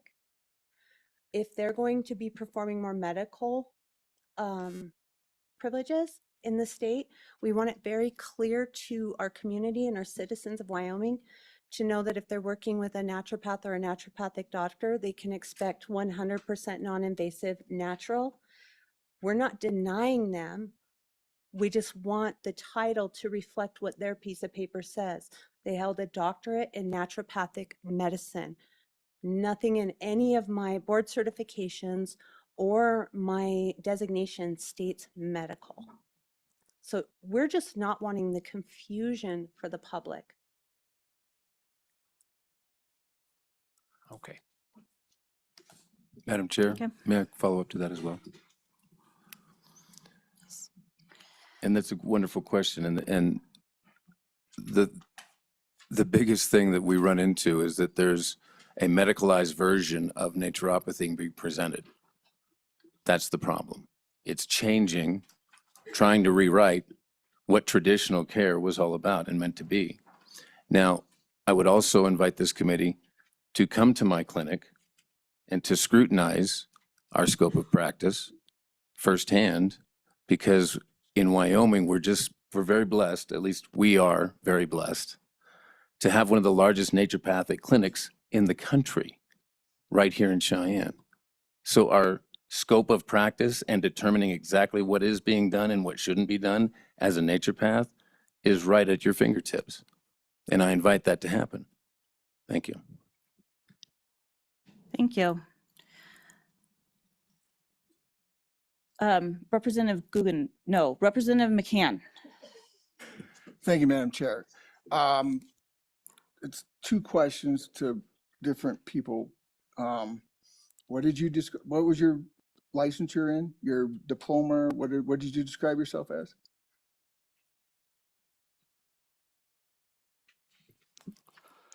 Madam Chair, sorry for my technical difficulties here. So the diploma that I was given specifically stated Doctor of Naturopathic Medicine on the diploma. Okay. And then either one of you two, Mine says Doctor of Naturopathy. isn't that a significant enough distinction? And we were in agreement with that. Okay. Is there an argument against?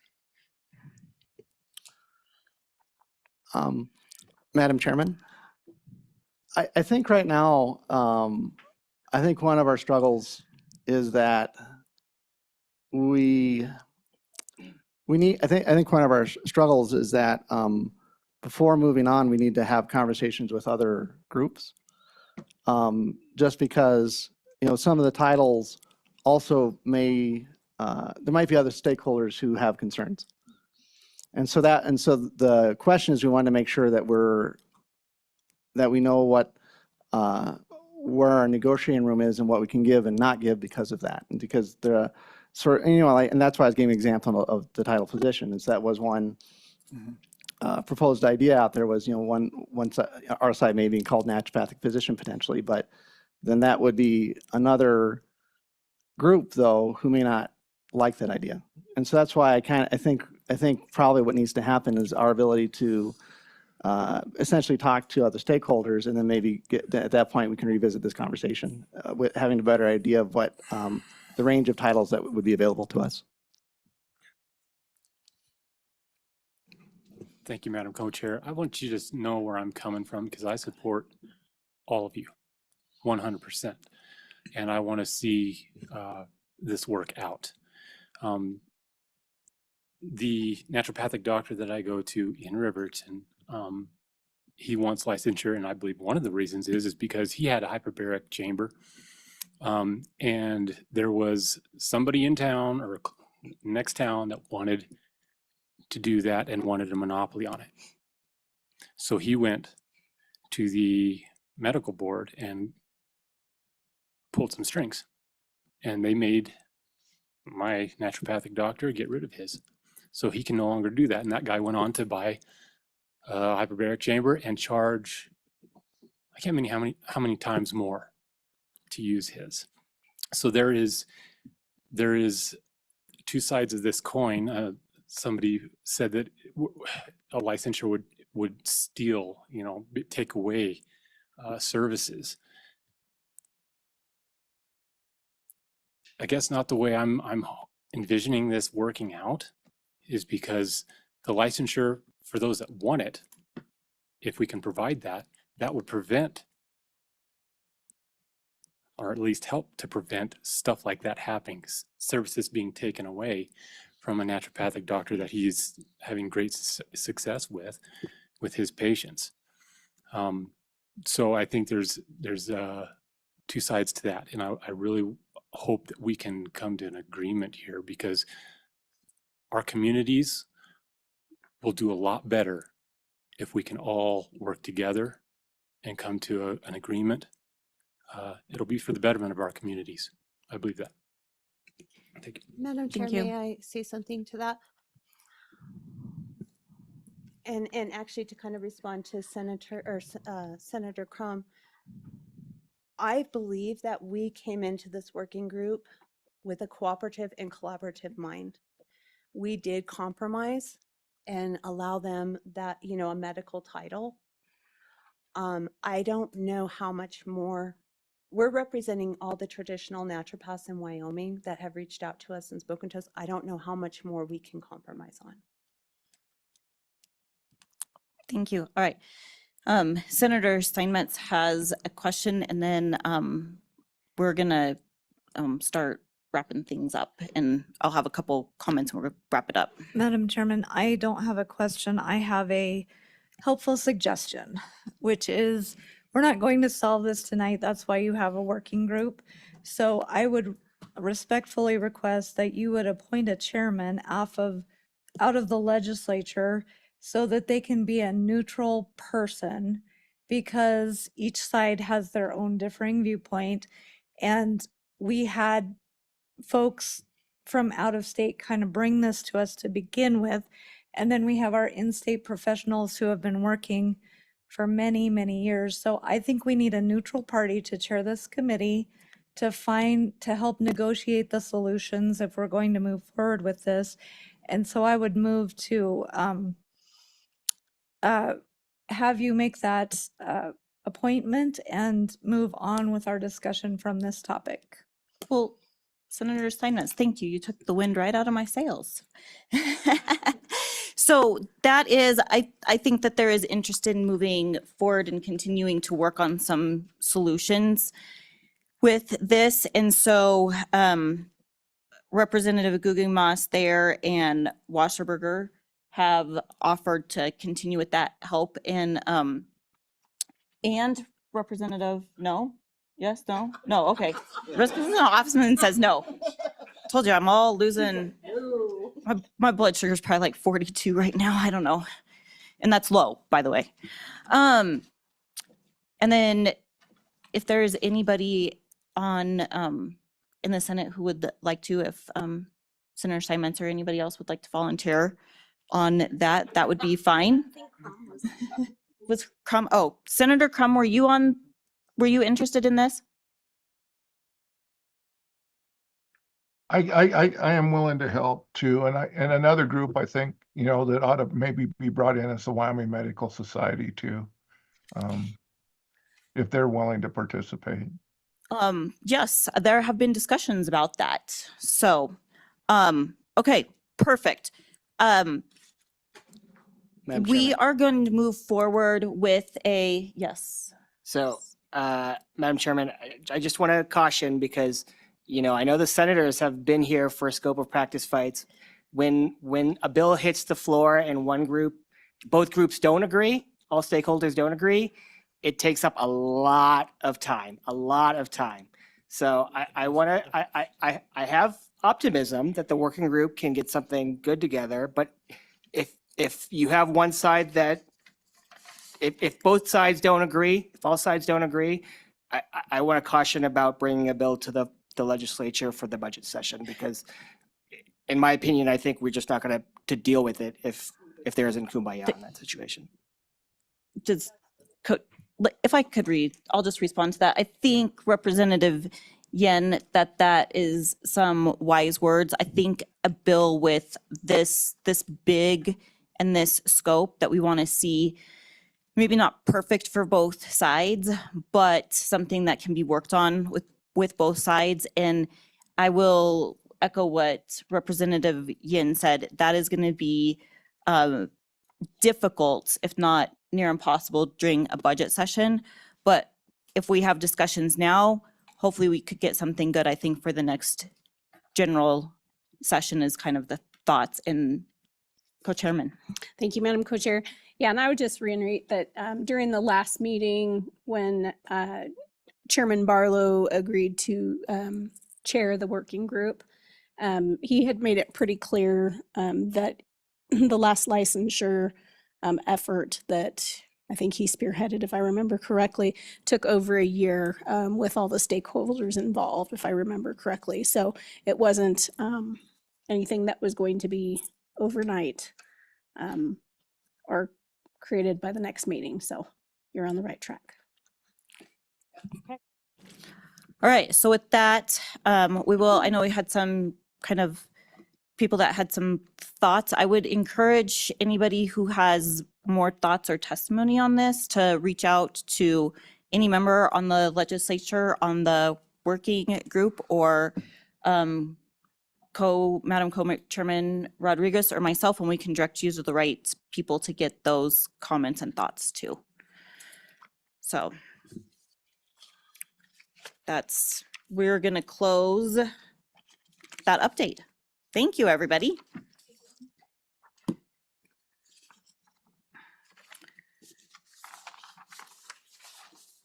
Okay.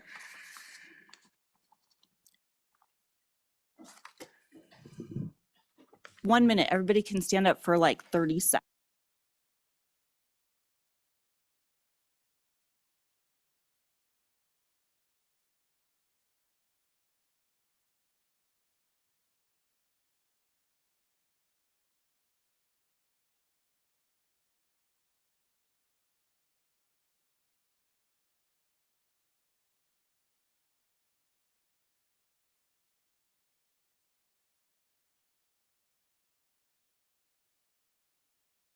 Okay. I just wanted to talk with my co-chairman here. So we are sorry that things took time, but we want to thank you all for your patience. These were heavy topics.